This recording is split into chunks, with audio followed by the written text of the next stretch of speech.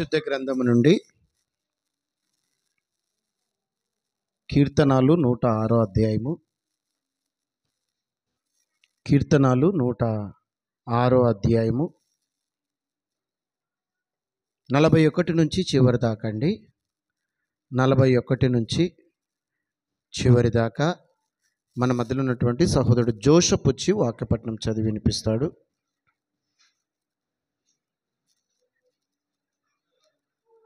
106 అధ్యాయము 41 నుంచి చివరి దాకా పలికిస్తున్నప్పుడు దయచేసి అందరూ పలకండమ్మా. కాస్త ఫ్రీ కూర్చోండమ్మా. ప్లేస్ ఉంది మనకు. ఫ్రీగా ఒక 4 చొప్పున కూర్చునండి. లైన్లో 4 చొప్పున కనబడేటట్టుగా చూడండి అమ్మా. ఎందుకంటే వీడియో వస్తుంది కాబట్టి ఆ వీడియోలో చక్కగా లైన్ క్లియర్గా ఉంటే బాగుంటుంది మనకు. ఏమా పిల్లలు ముందుకు రండి. పిల్లలు ముందుకు వచ్చి కూర్చోండి. ఆ లైన్లో డిస్టర్బ్ చేయకండి. పెద్దల లైన్లో మీరు ఒక్కరు ముందు కూర్చోండి.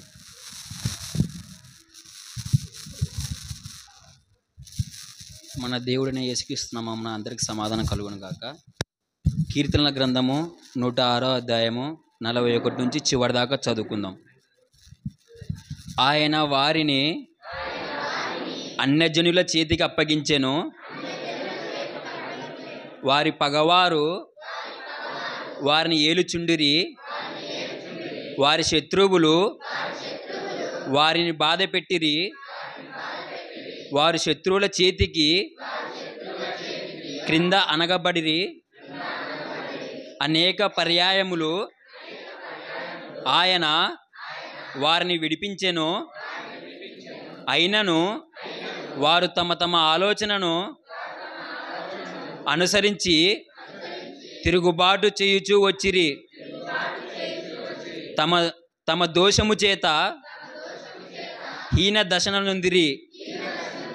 అయినను వారి రోదనము తనకు వినపడగా వారికి కలిగిన శ్రమను ఆయన చూచెను. వారిని తలుచుకొని ఆయన తన నిబంధనను జ్ఞాపకం చేసుకొనెను. తన కృతజ్ఞత తన కృపా బాహుల్యమును బట్టి వారిని కరుణించెను. వారిని చెరగొనిపోయిన వారిని అందరికీ వారి ఎడల కనికరం పుట్టించెను. యెహోవా మా దేవా, మమ్మును రక్షింపుము. మేము నీ పరిశుద్ధ నామమునకు కృతజ్ఞతాస్తుతులు చెల్లించున్నట్లును నిన్ను స్తుతించుచు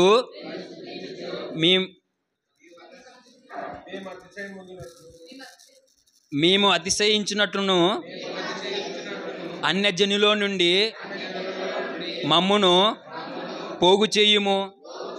ఇశ్రాయేలు దేవుడైన యెహోవా యుగములన్నిటను స్తుతి నొందునుగాక.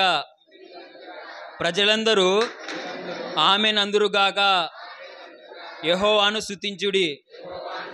ఈ కొద్ది వాక్యం దేవుడు దీవించును.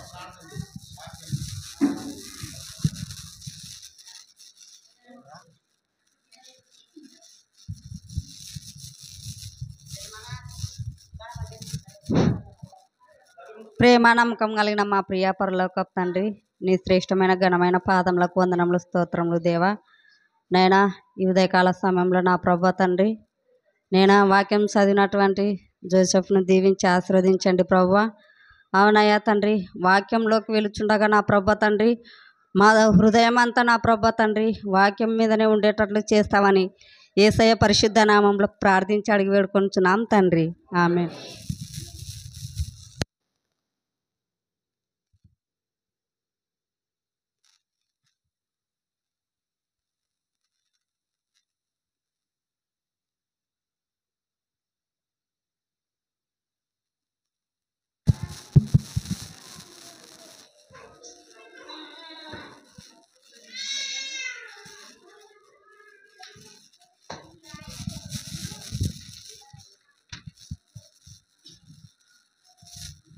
మంచిదండి. ప్రభునందు ప్రేమైనటువంటి దేవుని వారలారా, యేసుక్రీస్తు నామమున మీ అందరికీ వందనాలు తెలియజేస్తూ ఉన్నాం. వాక్య పఠనము చదివి వినిపించినటువంటి సహోదరుడు జోసెఫ్కి, అలాగే ప్రార్థించినటువంటి సహోదరి సుజాతమ్మకు వందనాలు తెలియజేస్తూ ఉన్నాం. ప్రభునందు ప్రియులారా, నేటి దినము ఆదివారం. చాలామంది రావాలి. ఎందుకు ఇంత డల్ అయిపోయినారు? పండగ పండుగ దగ్గరికి వస్తుంది. పండగ రోజు వస్తే దేవుడు ఆశీర్వదిస్తాడంటారా? ఏముండదు. ప్రతి ఆదివారమే మనకు పండుగ. క్రైస్తవులకి ఎప్పుడు పండుగ? ప్రతి ఆదివారము కుటుంబము సంతోషంగా దేవుని సన్నిధికి వస్తే అదే గొప్ప పండుగ. ప్రతి ఆదివారం పండుగనే క్రైస్తవులకు, తెలుసా? ఆ రోజు వస్తేనే పండుగ కాదు, కానీ ప్రతి ఆదివారము పండుగ. 2025లో ఒక చక్కటి నిర్ణయం తీసుకోండి. ప్రతి ఆదివారము దేవుని సన్నిధిలో మేము ఉండాలి అని ఒక చక్కటి నిర్ణయం తీసుకోండి. అదే మంచి గొప్ప పండుగ. ఎందుకంటే యేసుప్రభు లేచిన దినం అది. ఏమ్మా? పునరుత్థాన దినం, మృత్యువుని జయించిన దినం, మరణాన్ని జయించిన దినం, మరణపు ముళ్ళు విరిచిన దినం. రావాలి, ప్రతి ఆదివారం రావాలి. ఏమ్మా? ఓకే, మంచిది. సరే, వచ్చిన మనము కొద్దిమంది అయినా దేవుని మాటలను విందాం. జాగ్రత్తగా వినండి, అర్థం చేసుకోవడానికి ప్రయత్నం చేయండి. ఈరోజు మనం నేర్చుకోవాల్సినటువంటి అంశం ఏంటంటే, యేసుక్రీస్తు మొదటి రాకడ యొక్క ఉద్దేశం. యేసు ప్రభు రావడానికి, భూమి మీదకి రావడానికి గల కారణం ఏంటి? ఎవరు చెప్తారండి? యేసుక్రీస్తు వారు ఈ భూమి మీదకి జన్మించటానికి గల కారణం అది అందరికీ తెలుసు కదండి. పాపులను రక్షించుటకు క్రీస్తు యేసు లోకమునకు వచ్చింది. దానికంటే ముందు, వచ్చిన తర్వాత జరిగింది అది. పాపులను రక్షించుటకు క్రీస్తు యేసు లోకమునకు వచ్చాను, మంచిదే. కానీ అది కూడా ఒక కారణమే. కానీ ఇంకొక కారణాన్ని మనం జాగ్రత్తగా ఆలోచించాలి. మరొక కారణం కూడా ఉంది. తండ్రి చిత్తం నెరవేర్చుటకు. Very good. ఇంకొక కారణం కూడా. మంచి సమాధానాలు చెప్పారండి, చాలా వందనాలు. పాపులను రక్షించుటకు క్రీస్తు యేసు లోకమునకు వచ్చాను, అందుకే ఈ లోకానికి వచ్చాడు, మంచిదే. ఇంకొకటి, దేవుని చిత్తాన్ని నెరవేర్చడానికి వచ్చాడు. ఓకే, మంచిది, చక్కటి సమాధానం చెప్పారు. సరే, మంచిది. స్త్రీలు ఏం చెప్తారు? యేసు ప్రభు పుట్టడానికి గల కారణం అది నెరవేర్చడానికి రాయబడినటువంటి లేఖనాల ప్రకారంగా రాయబడినటువంటి ఆ మాటలు ఏవైతే ఉన్నాయో వాటిని నెరవేర్చడానికి వచ్చాడు. ఓకే, మంచిది. ఇవన్నీ కూడా ఓకే, మంచిది. మరొక కోణం గురించి మనం ఆలోచన చేద్దాం. మరొక విషయాన్ని గురించి చాలా విషయాలు నేర్చుకోవచ్చు. ఈ యొక్క పుట్టినరోజు సందర్భంగా కొంచెం వాయిస్ బ్రేక్ అవడం వల్ల కొన్ని విషయాలు చెప్పలేకపోయాను కదండి. లేదంటే ఈ డిసెంబర్ మాసం అంతా కూడా ఒక రకమైనటువంటి వాతావరణం కనపడాలి మెసేజ్లో. Festival, very good. కొంచెం వాయిస్ దేవునికి ప్రార్థన చేస్తున్నాను, ఆ క్రిస్మస్ రోజన్నా మంచి వాయిస్ ఈ ప్రభువా ఇస్తానులే, నువ్వు ముందుకెళ్ళన్నాడు, అడుగులు ముందుకేస్తున్నాను. మీరు కూడా ప్రార్థన చేస్తున్నారా లేదా? Very good. చేస్తున్నందుకే దేవుడు మనకు సహాయము చేస్తున్నాడు. ఓకే, మంచిది. యేసు ప్రభువు రావడానికి గల కారణం, ఇంకొక కారణాన్ని మనం నేర్చుకుందాం. బాగా చెప్పారు ఇప్పుడు వరకు. మరొక కారణాన్ని గురించి కూడా మనం జాగ్రత్తగా ఆలోచిద్దాం. యేసు ప్రభువు ఈ లోకానికి రావడానికి ఒక బలమైన కారణాన్ని మనం ఈరోజు నేర్చుకుంటున్నాం. అంతేకాదు, రావడము, యేసుక్రీస్తు ఈ లోకానికి రావడం ఎంత వాస్తవమో, తండ్రి అయిన దేవుడు పంపించడం కూడా అంతే వాస్తవం. అర్థమైందమ్మా నా మాట? యేసుక్రీస్తు ఈ లోకానికి తల్లి అయిన మరియా గర్భము ద్వారా ఈ లోకానికి వచ్చాడు కదా, రావడం ఎంత వాస్తవమో ఎంత నిజమో తండ్రి అయిన దేవుడు కూడా పంపించడం అనేది అంతే నిజం. దేవుడు పంపించగా వచ్చినటువంటి వాడు యేసు ప్రభువారు. ఓకే, మంచిది. తండ్రి అయిన దేవుడు ఎందుకు నిర్ణయం తీసుకున్నాడు? యేసు ప్రభు నేను వెళ్తానని ఎందుకు చెప్పాడు? నేను పోతాను భూమినికి అని చెప్పడానికి గల కారణాలు ఏవి అని మనము జాగ్రత్తగా ఆలోచిస్తే చాలా విషయాలు మనం నేర్చుకుంటామండి. చాలా విషయాలు ఇందులో దాగి ఉన్నాయి. ఒక్కొక్క విషయాన్ని జాగ్రత్తగా ఆలోచిద్దాం. ఓకేనా? మీ చేతిలో ఉన్న బైబిల్ని ఒకసారి ఓపెన్ చేయండి. యెషయా గ్రంథం. అందరూ వినాలి బాగా. ఎంత బాగా వింటే అంత బాగా అర్థమవుతుంది దేవుని మాటలు. బాగా వినండి. ఇంటి ఆలోచన పక్క పెట్టేసేయండి. తొందర ముగిస్తే ఆ ఇల్లు శుభ్రం చేసుకోవాలా, తొందర ముగిస్తే ఆ వంట చేసుకోవాలా, తొందర ముగిస్తే ఆ షాపింగ్ చేయాలా, మర్చిపోండి ఇవన్నీ. కొంచెం ఏమ్మా డిలీట్ చేయండి అన్నీ. మందిరంలోకి వచ్చారు కదా, అన్నీ బయటనే వదిలేసి రండి. చెప్పులు ఎక్కడ వదిలేశారు? ఏమ్మా బయట వదిలేశారు చెప్పులు కదా. మీ ఆలోచనలు కూడా బయట వదిలేసి లోపలికి రండి. ప్రశాంతమైన మనసుతో కూర్చుంటే ప్రశాంతంగా దేవుని వాక్యం లోపలికి చొచ్చుకొని పోతుంది అన్నమాట. ఎంత వింటే అంత ఆరోగ్యం మనిషికి, తెలుసా మీకు? ఎంత వింటే అంత ఆత్మీయంగా మనం బాగా బలపడే అవకాశము ఉంటుంది. వినండి బాగా. ఏమా ఇల్లు శుభ్రము, బట్టలు అవి పక్క పెట్టేసేయండి. ఫస్ట్ మన హృదయాన్ని శుభ్రం చేసుకోవడానికి ప్రయత్నం చేయండి. ఓకే, యేసు ప్రభువు ఈ లోకానికి రావడానికి గల కారణము, తండ్రి అయిన దేవుడు పంపడానికి గల ఉద్దేశము, ఇవన్నీ కూడా మనం నేర్చుకుంటున్నాం. ఒకసారి మీ చేతిలో ఉన్న బైబిల్ను తీసి ఓపెన్ చేసి యెషయా గ్రంథం, పెద్ద ప్రవక్తలలో పెద్ద ప్రవక్తలలో పెద్ద ప్రవక్త అయిన ఈ ప్రవక్త రాయించాడు అంటే దాన్ని బాగా ఆలోచించాలని మనకు తెలుస్తుంది. అమ్మా చూడండి ఒకసారి. యెషయా గ్రంథము 6వ అధ్యాయము 1-2 వచనాలు. ఏమా రాజైన ఉజ్జియా మృతి నొందిన సంవత్సరమున అత్యున్నతమైన సింహాసనమునందు ప్రభువు ఆసీనుడై ఉండగా నేను చూచి తిని. ఎవరు రాస్తున్నారండి ఈ మాట? ఒక ప్రవక్త రాస్తున్నాడు. ఏం రాస్తున్నాడంటే పరలోకములో జరుగుతున్నటువంటి ఆ సంభాషణ ఏదైతే ఉందో ఆ సంభాషణ గురించి రాస్తున్నాడు. పరిశుద్ధాత్మ ప్రేరణతో యెషయా గారు పరలోకములో జరుగుతున్నటువంటి ఆ సంభాషణ ఏదైతే ఉందో ఆ సంభాషణ ఒక పుస్తకములో రాస్తున్నాడు. ఏం జరిగింది పరలోకములో అంటే ఆయన రాసినటువంటి ఒక మాటలో ఒక అర్థం ఉంది. అత్యున్నత సింహాసనం పైన ఆసీనుడైనటువంటి దేవుని గురించి చెప్తున్నాడు. అబ్బా ఎంత గొప్పగా వర్ణిస్తున్నాడండి.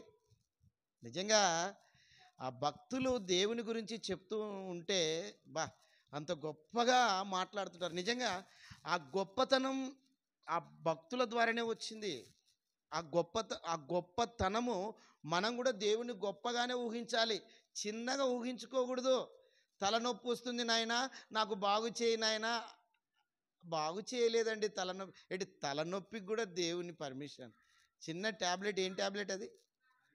ఏదైనా శారడాని ₹1 2 పెడితే అది వేసుకుంటే తగ్గిపోతుంది.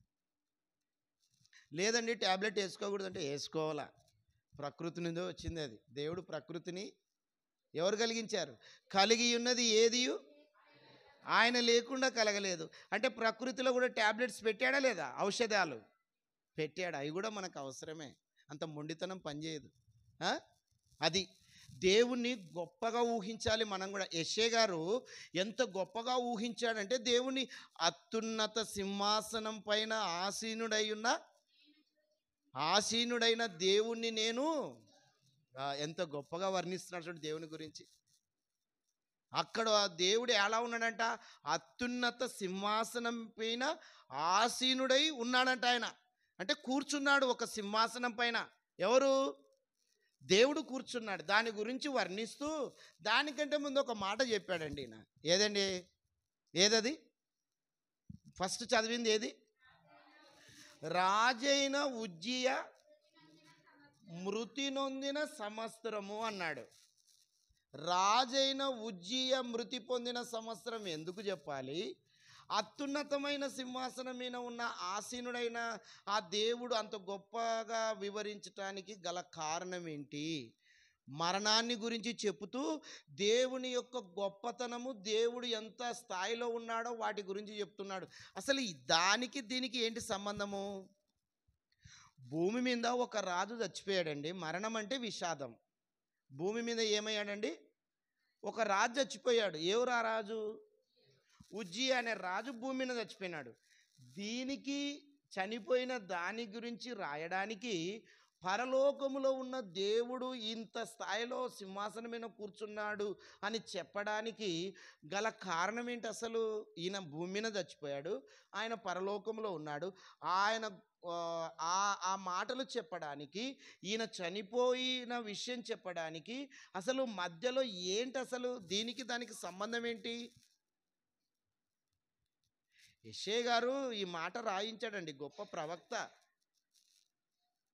గొప్పతనాన్ని గురించి చెబుతూ ఇక్కడ భూమి మీద ఒక మనిషి చచ్చిపోయినాడు. భూమి మీద చనిపోయిన దానికి ఆయన గొప్పతనానికి అసలు సంబంధమే లేదు. సంబంధం ఉందే? మనం ఆలోచిద్దాం. ఊకే జనరల్గా సంబంధం ఏమైనా కనపడుతుందా అండి? ఏం కనపడతలేదు అక్కడ. మళ్ళొకసారి చదవండి ఆ మాట, మళ్ళీ మనం క్లియర్గా. రాజైన ఉజ్జియా మృతి నొందిన సంవత్సరం అంట. రాజైన ఉజ్జియా ఎక్కడ చచ్చిపోయాడు? భూమిన చచ్చిపోయాడు. మృతి పొందిన సంవత్సరమున దేవుని గురించి, పరలోకాన్ని గురించి చెప్తున్నాడు యెషయా గారు. అత్యున్నత సింహాసనం మీద ప్రభువు ఆసీనుడై ఉండగా నేను చూచి తిని అంటున్నాడు. ఇది ఎందుకు రాయబడింది ఈ సంభాషణ అంటే, దీని గురించి మనం చక్కగా నేర్చుకోవాలి. ఈ విషయం మనకు బయటికి రావాలంటే కొంచెం ఈ మాటలను కాస్త విడదీసి నేర్చుకోవాలి. ఏమ్మా బాబు? విడదీయాలి వాక్యాన్ని. విడదీస్తే అర్థమవుతుంది. విడదీస్తే విషయం అర్థమవుతుంది. వాక్యాన్ని ఏం చేయాలి బాబు? విడదీసి చదవాలి. వాక్యాన్ని విడదీస్తే విషయం అర్థమవుతుంది. విషయం అర్థమైతే మనం బ్రతకడానికి కూడా అవకాశము. ఒక్కొక్క పాయింట్ని చక్కగా విడదీసి నేర్చుకోవాలి. బైబిల్లో ఒక కామా కూడా అంత ఇంపార్టెంట్, తెలుసా మీకు? ఏమ్మా, చదువుకున్న వాళ్ళు బాగున్నారు ఇక్కడ కదా. కామా, పొలి స్టాపులు ఇవన్నీ కూడా చాలా ఇంపార్టెంట్ బైబిల్లో. అది గ్రామర్ అంటారా అన్నా? ఏం బాబు? గ్రామర్ అంటారు దాన్ని కదా. అవి చాలా ఇంపార్టెంట్. ఉదాహరణకు నేను గ్రామర్ అంటే మనకి ఏదో అది పెద్ద చదువున్న వాళ్ళకి అర్థమవుతుంది. ఒక విషయం చెప్తాను. మనకందరికీ అకౌంట్ బుక్ ఉందండి. స్టేట్ బ్యాంక్ అయినా మనకు అక్కడ ఉండేది. సారీ, గ్రామీణ బ్యాంక్ కదా, ఆంధ్ర గ్రామీణ బ్యాంక్ కదండి. నాకు కూడా, నేను కూడా తీసినానులేండి ఇక్కడ. ప్రతి ఒక్కరికి ఉంది కదా బుక్తో పాటు, అకౌంట్ బుక్తో పాటు మనకు చెక్ బుక్లు ఇస్తారు. ఇచ్చారా?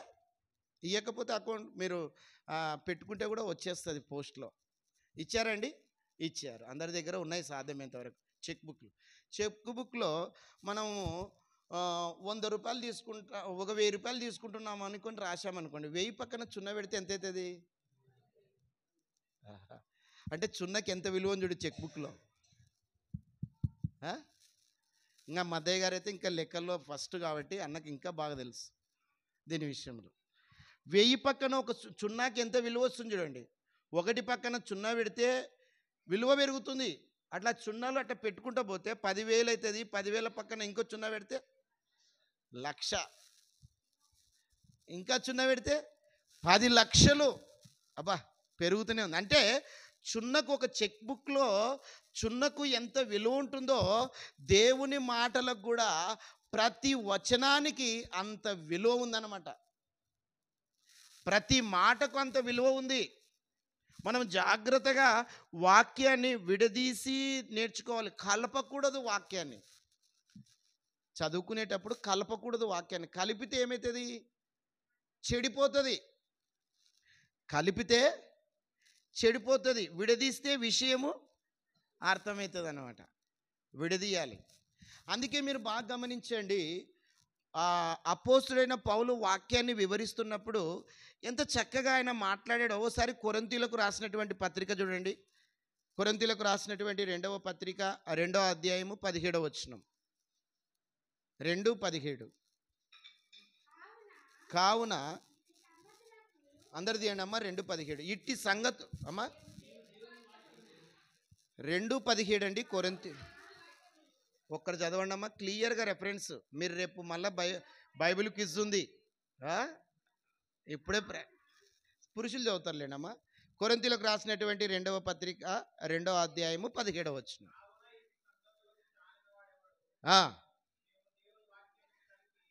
మేము దేవుని, పౌలు గారు చెప్తున్నారండి కొరింథీ సంఘానికి వాక్యము ఎట్లా విడదీసి నేర్చుకోవాలో చెప్తున్నాడు. కావున చదువు బాబు. కావున ఇట్టి సంగతులను చాలిన వాడెవడు? మేము దేవుని మాటలు ఏవైతే ఉన్నాయో దేవుని వాక్యమును కలిపి చెరిపెడు అనేకుల వలె ఉండక నిష్కపటములు గలవారమై దేవుని వలన దీవించబడిన వారమై ఉండి క్రీస్తునందు దేవుని ఎదుట మేము బోధించుచున్నాము. ఇక్కడ ఒక మాట చెప్పాడు, మేము కలిపి చెడిపే వారము కాదు. దేవుని వాక్యాన్ని ఏం చేశారంట? కలిపి అనేకులు ఏం చేస్తున్నారంట? వాక్యాన్ని కలిపి చెడిపేస్తున్నారనమాట. అందుకే ఈరోజు ఇన్ని డినామినేషన్లు వచ్చినాయి తెలుసా మీకు? ఇన్ని సంఘాలు, ఇన్ని డినామినేషన్లు. మా సంఘం వేరు, మీ సంఘము వేరు. మీ సంఘములు ఇట్టనా, మా సంఘములు అట్ట. ఏంటి అర్థం? ఏంటి? వాక్యాన్ని సరిగ్గా అర్థం చేసుకోలేక అపార్థం చేసుకుంటున్నారనమాట కదా. అంటే అనేకులు ఏం చేస్తున్నారంటే కలిపి చెడిపేవారే ఎక్కువ ఉన్నారు. వాక్యాన్ని విడదీసి నేర్చుకునేవారు చాలా తక్కువ ఉన్నారనమాట. అది దాని అర్థం. పౌలు గారి కాలంలోనే వాక్యాన్ని కలిపి చెడుపుతున్నారు. ఇప్పుడు మనం ఒక మంచి భోజనం చేసుకున్నాము ఏమా, మంచి భోజనం చేసుకున్నాం రుచికరంగా. ఉప్పు ఉంది కదా అని అంత వేసి కలిపినాం అనుకోండి, ఎట్టుంటుంది? తిన్నిక పని చేయదు. ఉప్పు ఉంది కదా అని వేసుకోవడం కాదు, తగినంత వేసుకోవాలా, అప్పుడు టేస్ట్ ఉంటుంది. ఉంది కదా అని వేసి పడేస్తే ఎట్లా? అరే 66 పుస్తకాలు మన చేతిలో ఉన్నాయి కదా అని అంత వాడుకోవడము, అంత కలపడము, అంత చెడపడం అంటే ఏమర్థమవుతుంది? కొన్ని ఉన్నాయి దీంట్లో, జరిగేటివి కొన్ని ఉన్నాయి, జరగబోయినటివి కొన్ని ఉన్నాయి, జరగాల్సినటివి కొన్ని ఉన్నాయి. అయిపోయిన దాని గురించి కూడా ఇప్పుడు జరుపుతున్నారు. అయిపోయింది అది వాళ్ళది. ఇప్పుడు పర్ణశాల పండుగలు, గుడారాల పండుగలు ఎవరు అవి? ఇశ్రాయేలులకు. ఆ పండుగ యొక్క ప్రాముఖ్యత ఏంటో ఆ పండుగ రోజు మనం నేర్చుకుందాం. అవి వాళ్ళకి సంబంధించినది. మనం కూడా చేస్తున్నారా? గుడారాల పండుగ వేయించినారా లేదా? ఏమన్నారమ్మా? పోయి రాకుంటే పోయి రండి గుడారాల పండుగ. రేపు మార్చిలో స్టార్ట్ అవుతుంది. ఇంకా మీరు అంత దూరం పోవాలనుకుంటే అంత దూరం పోలేమనుకుంటే పర్ణశాల పండుగ స్టార్ట్ అవుతుంది. ఇక్కడ ఫిబ్రవరిలోనే స్టార్ట్ అవుతుంది కర్నూలులో. చూడండి పోస్టర్లు వస్తాయి. ఇవన్నీ ఇశ్రాయేలుకు సంబంధించినవి. వీళ్ళు ఏం చేస్తున్నారంటే వాక్యాన్ని ఏం చేస్తున్నారు? కలిపి చెడుపుతున్నారు. కొంతమంది వద్దు అయ్యా పండుగ ఇవి ఇశ్రాయేలుకు సంబంధించి, లేదు సార్ నేను కూడా చేస్తాను అంటాడు ఆయన. ఇంకా మీ ఇష్టం అనేది. అంటే వాక్యాన్ని కలిపి చెడుపుతున్నారనమాట. వాక్యం అలా చేస్తే అర్థం కాదు. వాక్యాన్ని ఏం చేయాలా? విడదీసి నేర్చుకోవాలి. అంతెందుకండి, బైబిల్లో ఒక ఆయన ఉన్నాడు. ఆయన ఆ విషయాన్ని ఎంత విడదీసి ఎంత వివరంగా చెప్పాడో తెలుసా? ఎవరాయన? తక్కువ అది మైండ్కి షాక్ అందాలంటే ఆ విషయం చెప్పేసరికి. ఎవరైనా విడదీసి చెప్పాడు.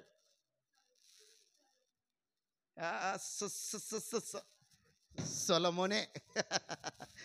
అమ్మాయి చెప్పి చెప్పకంటుంది కానీ కరెక్ట్ చెప్పింది అమ్మాయి. సొలొమోను. ఆయన పేరేంటండి? జ్ఞాని. జ్ఞాని అయిన సొలొమోను ఒక విషయాన్ని చెప్పేటప్పుడు విడదీసి చెప్పాడు. ఎంత చక్కగా అర్థమైంది అనుకుంటున్నారు? షేబా దేశపు రానొచ్చిందండి ఆయన దగ్గరికి. ఎవరమ్మా? షేబా దేశపు రానొచ్చింది. ఎందుకు వచ్చిందంటో? ఎందుకు వచ్చిందంటే ఆ జ్ఞాని అయిన సొలొమోను గురించి విన్నాను, ఓసారి చూద్దాము ఆయన జ్ఞానం ఎంత గొప్పదో. ఎవరో అక్కడ వారు ఇక్కడ వారు చెప్పగా విన్నాను. అంత విన్నది కాదు కానీ నేనే డైరెక్ట్ చూస్తానని వచ్చింది. గుర్రాలు వేసుకొని వచ్చింది ఆయన కాటికి. ఆయన ఉన్న యెరూషలేము కాటికి వచ్చింది. వచ్చి ఆ జ్ఞాని అయిన సొలొమోను దగ్గరికి వచ్చి కొన్ని ప్రశ్నలు వేసింది ఆమె. ఏమా? కొన్ని ప్రశ్నలు వేసింది సొలొమోనుకి. ఆ ప్రశ్నలు ఎంత చక్కగా విడదీసి చెప్పాడండి జ్ఞాని అయిన సొలొమోను. ఒకసారి చూడండి మీ చేతిలో ఉన్న బైబిల్లో. బాబు రెఫరెన్స్ చెప్తాను. ఏదమ్మా? దినవృత్తాంతముల గ్రంథము 2వ గ్రంథము. Very good. 9, 1, 2 వచనాలు బాగా తీశారు. వెరీ గుడ్, చాలా సంతోషం. సొలొమోను ఆమె ప్రశ్నలు అంటే ఆమె ఎవరు ఇక్కడ? Very good. షేబా దేశపు రాణి సొలొమోను దగ్గరకు వచ్చింది. ఆయన ఎంతో జ్ఞానవంతుడంట, ఏ సమస్య అయినా చక్కగా పరిష్కారం చేస్తాడంట అని చెప్పగా విన్నటువంటి ఆమె ఆయన దగ్గరకు వచ్చింది డైరెక్ట్ చూద్దామని. వచ్చి ఆ ప్రశ్నలు వేసింది కొన్ని. ఆ ప్రశ్నలన్నీ వేయగా ఏం చేశాడంటే ఈయన ఆమెకు విడదీసి చెప్పాను. విడదీసి చెప్పడం వల్ల ఏమవుతుంది? విషయము బాగా అర్థమవుతుంది అనమాట. అది కాదన్నా, ఇది చూడు, ఫస్ట్ నుంచి చెప్తాను విను బాగా అంటారు కొంతమంది. వినాలా? నాకు వినడం ఇష్టం లేదంటే ఇంకా నువ్వు ఇంకా నీకు సమంగా నువ్వు అంత ఓపిక లేదు నీకు. మహేష్ బాబు, వినాలా మనిషి? అవునా కదా? వినాలా. చెప్పేటప్పుడు జాగ్రత్తగా వినాలా. విడదీసి చెప్తేనే అర్థమవుతుంది విషయము. ఫస్ట్ నుంచి చెప్తే విషయం క్లియర్ అవుతుంది. ఆమె ప్రశ్నలు వేసిందండి. ఎగ్జాంపుల్ చెప్తాను. ఆమె ప్రశ్నలు వేసింది. ప్రశ్నలు చాలా వేసుకుంటూ పోయింది. కానీ సొలొమోను వివరించేటప్పుడు ఏం చేశాడు తెలుసా? విడదీశాడు. ఎలా విడదీశాడు? అమ్మా, ఇందులో 2 ప్రశ్నలు ఉన్నాయి. నువ్వు వేసిన ప్రశ్న ఒకటే అనుకుంటున్నావు. ఇందులో 2 ప్రశ్నలు ఉన్నాయి. ఒకటి ఇది, ఇంకొకటి ఇది అని వివరించి చెప్పాడు. అప్పుడు ఆమె ఆశ్చర్యపోయింది తెలుసా?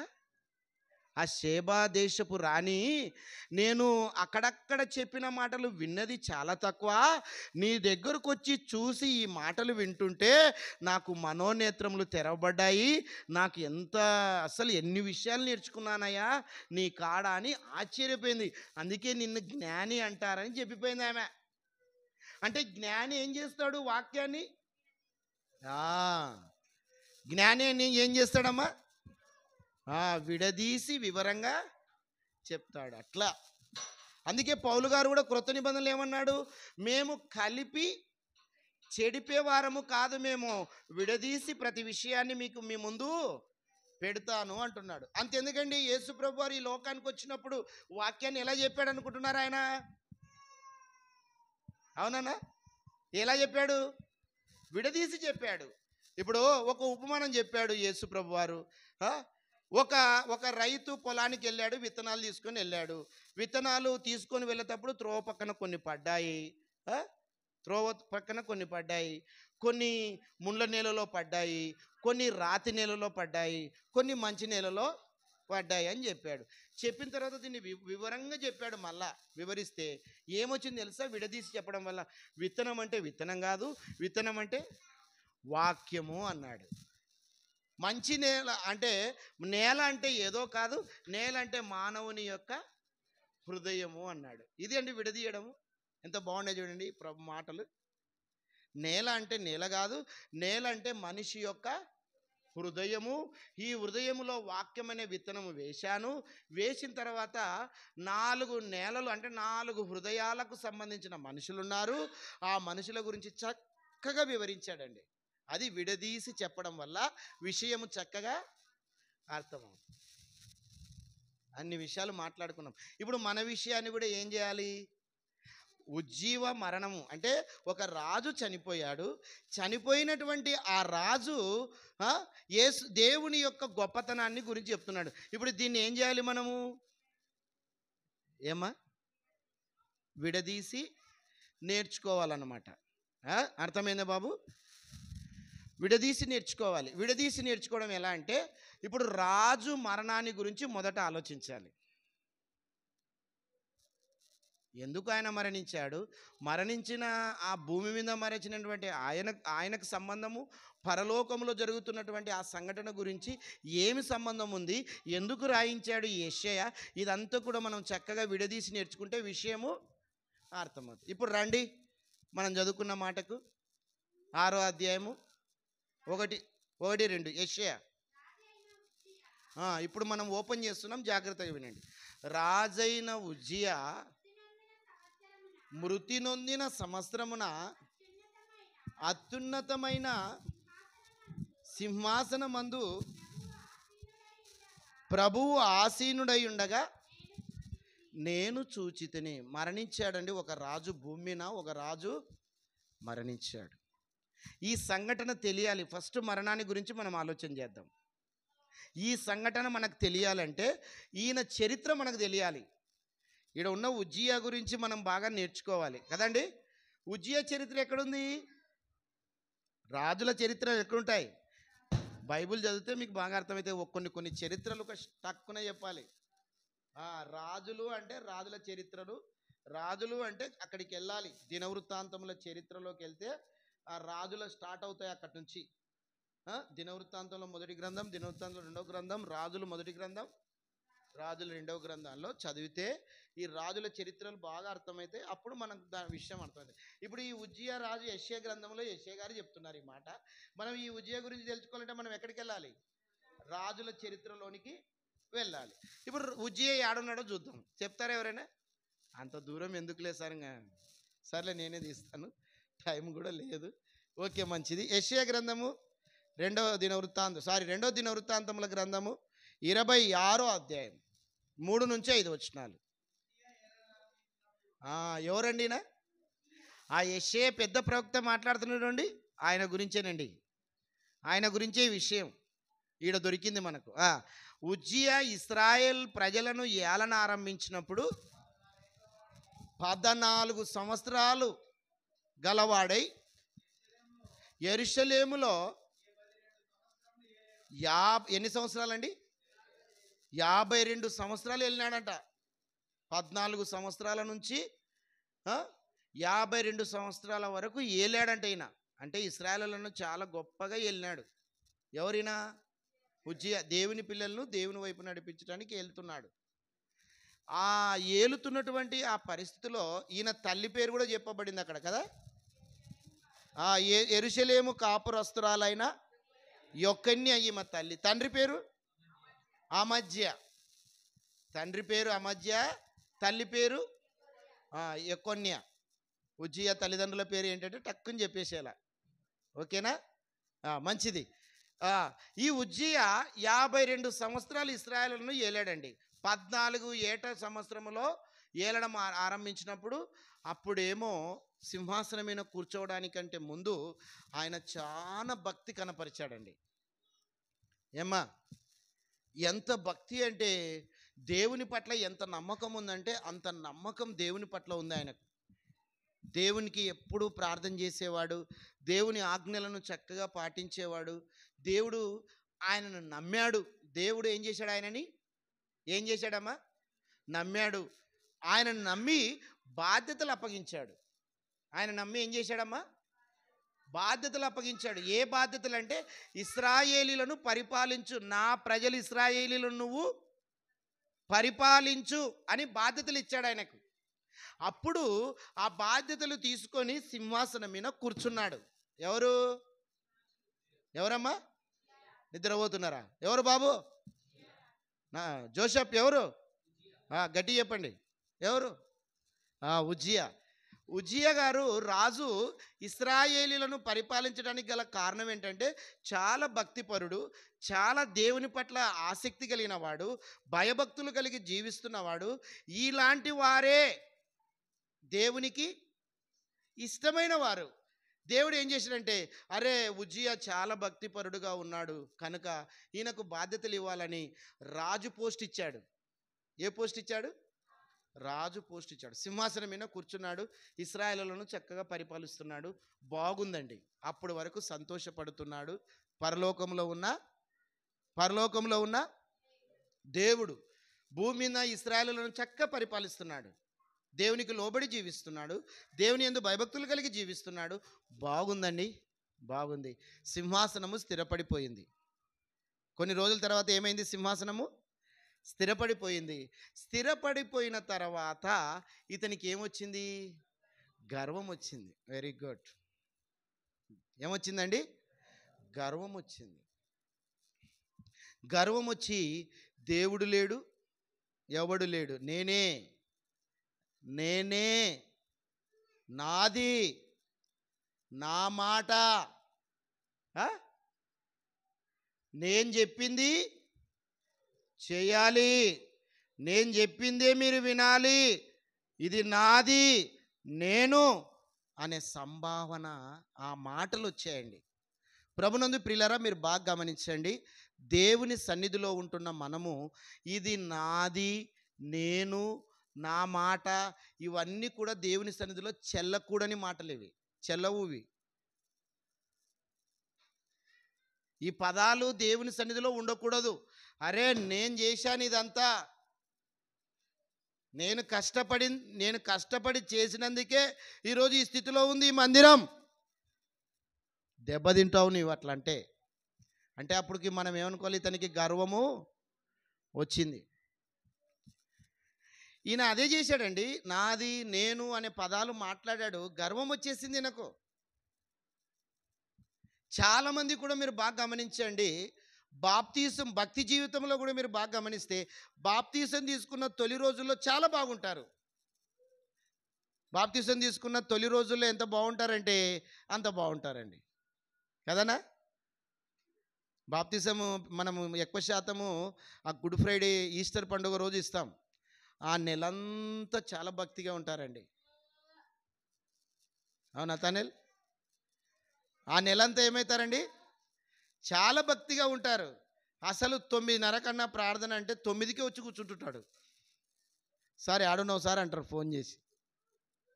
అన్న బయలుదేరినా వస్తున్నా అంటే, తొందర రా సార్, నువ్వు ఒక అర్ధగంట ముందు రావాలా సార్ అంటాడు. అవు తిమ్మతి, తొలి రోజుల్లో ఎలా ఉంటాడమ్మా? ప్రార్థన 9:30 కంటే ఎన్ని గంటలకు వస్తాడు? 9కే వచ్చి కూర్చుంటాడు అనమాట. కానీ రాను రాను కొన్ని సంవత్సరాలు గడిచిన తర్వాత, ఒక 5 ఏళ్ళు 10 ఏళ్ళ తర్వాత ఏమవుతాడు మనిషి? ఫస్ట్ మొదట కూర్చున్న వ్యక్తి 2వ లైన్లో, 2వ లైన్లో నుంచి 3వ లైన్లో, తర్వాత చివరిలో కూర్చుంటాడు. ముందుకు రానంటే పర్వాలేదు సార్, ఈడ ఉంటే బాగుంటుంది. ఆ తర్వాత కొన్ని రోజులకు బయటికి వెళ్ళిపోతాడు. ప్రారంభంలో ఉన్న భక్తి ఏమైంది? ప్రారంభంలో ఉన్న జీవితం ఏమైంది? బలహీన పడిపోతున్నాడు.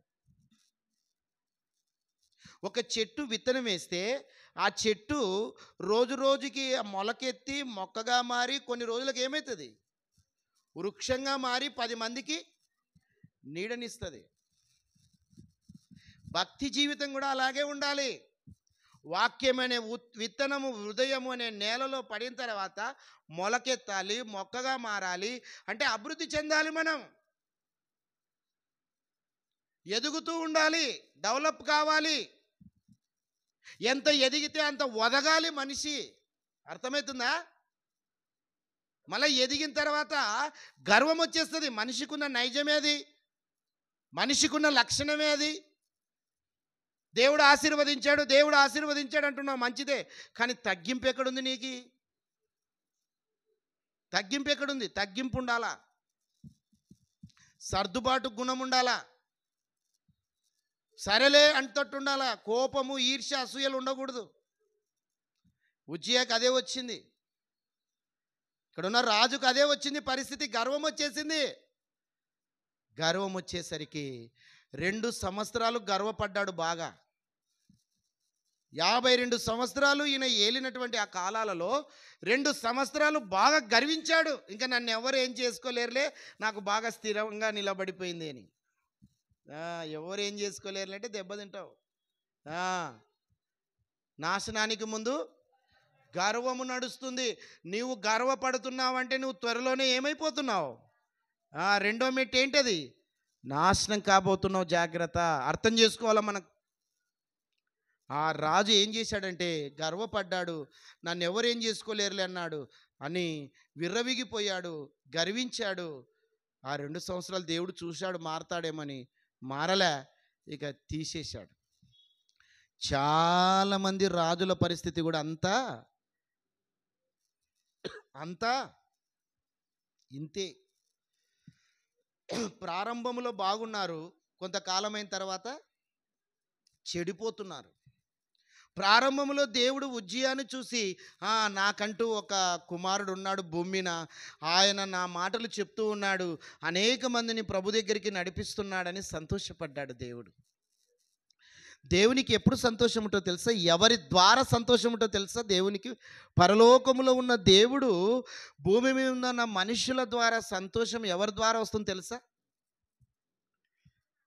ఆయన వాక్యాన్ని విని ఆయన వాక్యాన్ని ప్రకారంగా తాను బ్రతుకుతూ 10 మందిని దేవుని దగ్గరకు నడిపిస్తున్నటువంటి ఆ వ్యక్తులను చూసి పరలోకంలో ఉన్న దేవుడు ఎక్కువ సంతోషిస్తాడండి. భూమి మీద ఒక పెద్ద ఉద్యోగం ఉన్న వాడిని చూసి దేవుడు సంతోషపడాడు. ఒక కలెక్టర్ని చూసి దేవుడు సంతోషపడాడు. ఒక ఇంజనీరింగ్ చూసి దేవుడు సంతోషపడాడు. ఒక గొప్ప అధికారిని చూసి దేవుడు సంతోషపడాడు. ఎవరిని చూసి సంతోషపడతాడు? 10 మందిని దేవుని దగ్గరకు నడిపిస్తున్నటువంటి వ్యక్తిని చూసి సంతోషపడతాడు. అలాంటి వాడు గర్వించి చెడిపోతూ ఉంటే ఎంత బాధపడతాడండి దేవుడు. ఎంత బాధ ఉంటుంది దేవునికి, ఆలోచించండి. చెడిపోయాడండి ఈయన. అరే, నా పిల్లలను నా దగ్గరికి నడిపిస్తున్నాడని నేను సంతోషపడుతుంటే అదేంటి ఇంత చేంజ్ అయిపోయాడు ఈ మనిషి. ప్రారంభంలో ఆదాము అవ్వను ఈ లోకానికి పంపించినప్పుడు దేవుడు చాలా సంతోషం. ఆదాము ఎక్కడున్నావు అంటే ప్రతి చల్లపూట, ప్రతి సాయంకాలం పూట దేవుడు ఆదాముతో మాట్లాడేవాడు. కొంతకాలం గడిచిన తర్వాత ఆదాము తప్పు చేశాడు, దాక్కున్నాడు. ఆదాము భయపడ్డాడు. తప్పు చేసింటే భయపడ్డాడు ప్రారంభ దినాలలో. ఇప్పుడు తప్పు చేసి ధైర్యంగా నిలబడుతున్నాడు ఈరోజు దినాలలో. చేశానబ్బా, ఏంటి నీది ఇప్పుడు? ఎంత ధైర్యం వచ్చిందండి మనిషికి. చేశాను, మరి ఏంది పంచాది ఇప్పుడు? భయం లేదా? ఏంటి భయపడాలా? చేశాను మరి నేను ఇప్పుడు. తప్పు చేసి ధైర్యంగా తిరుగుతున్నాడు. ఒకప్పుడు ప్రారంభంలో తప్పు చేసినటువంటి వ్యక్తి ఎక్కడున్నాడు? దాక్కున్నాడు, భయపడుతున్నాడు. ఇప్పుడు తప్పు చేసి ఇష్టం వచ్చినట్టుగా ఇంకా తప్పు మీద తప్పు చేస్తూ ఉన్నాడు. ఆ నోవాహు కాలానికి వచ్చేసరికి విస్తారమైన తప్పులు చేయడం వల్ల దేవుడు ఏం చేశాడు తెలుసా? నోవాహు కాలానికి వచ్చేసరికి ప్రజలందరినీ తీసేశాడు. తీసేసి మళ్ళా నోవాహు ద్వారా మళ్ళా సృష్టిని ప్రారంభించాడు. నోవాహు వారి కుటుంబము ద్వారా. నోవాహు కుమారులు ఎంతమంది? నిన్ననే చెప్పాను అక్కడ. ఎంతమంది అమ్మా? ఎంతమంది బాబు? 3. అబ్బా, పేర్లు షేము, హాము, యాపేతు. షేము, హాము, మళ్ళీ వీళ్ళ ద్వారా, ఈ 3 కుమారుల ద్వారా మళ్ళా సృష్టి ప్రారంభించాడు దేవుడు. ఇక్కడ కూడా ఉజ్జియా మీరు గమనించినట్లయితే తొలి రోజుల్లో బాగున్నాడు, కొంతకాలమైన తర్వాత గర్వం వచ్చేసింది. నాది ఇదంతా నాను కష్టపడగా వచ్చింది అని ఈ విధంగా ఇష్టం వచ్చినట్టుగా మాట్లాడుతున్నాడు. దేవుని భయం లేదు, దేవుని మాటలు లేవు, దేవుని పదాలే కనిపిస్తలేవు, అంత విర్రవీగిపోతున్నాడు. వెంటనే దేవుడు పరలోకములో ఆయన చనిపోయిన తర్వాత బాధపడుతున్నాడు పరలోకములో. అందుకే యెషయా గారు ఈ మాట రాయించాడు. ఒకసారి చూడండి, యెషయా గారు ఆ మాటలో మరి గర్వపడి ఏమైపోయాడో ఈయన, ఆ ఉజ్జియా గారి గురించి మళ్ళీ ఒకసారి చూద్దాం. 26వ అధ్యాయం, దినవృత్తాంతముల గ్రంథము 26వ అధ్యాయము 16వ వచనం. అయితే ఆ రాజు స్థిరపడిన తర్వాత ఏమొచ్చింది బాబు? గర్వం ఎప్పుడు ఉండకూడదు. చూడండి, దేవుని పిల్లలకు బాబు చదువుతున్నారు, రేపొద్దున ఒక మంచి ఉద్యోగాలు మీకు రాబోతున్నాయి, దేవుడు ఇస్తాడు మీకు. ప్రారంభంలో మీరు భక్తిపరులుగా ఉన్నారు కాబట్టి దేవుని నమ్మిన దేవుని పిల్లలకు ఎప్పుడు దేవుడు అన్యాయము చేయడు. రేపొద్దున ఒక స్థాయిలో ఉంటారు మీరు, దేవుడు ఇస్తాడు అది. ఆ తర్వాత మీరు ఎలా ఉండాలో ఆలోచించుకోండి. ఆ స్థాయికి వెళ్ళిన తర్వాత అమ్మా మీరు కూడా ఆ స్థాయికి వెళ్ళిన తర్వాత దేవుడు ఆశీర్వదించిన తర్వాత ఎలా ఉండాలి? గర్వపడి చెడిపోకూడదు, జాగ్రత్త పడాలా. అందుకే ఇక్కడ ఉజ్జియా ఏం చేశాడు? గర్వించి చెడిపోయాను. అమ్మా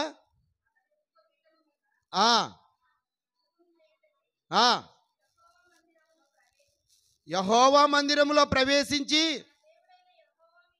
తన దేవుడైన యెహోవా మీద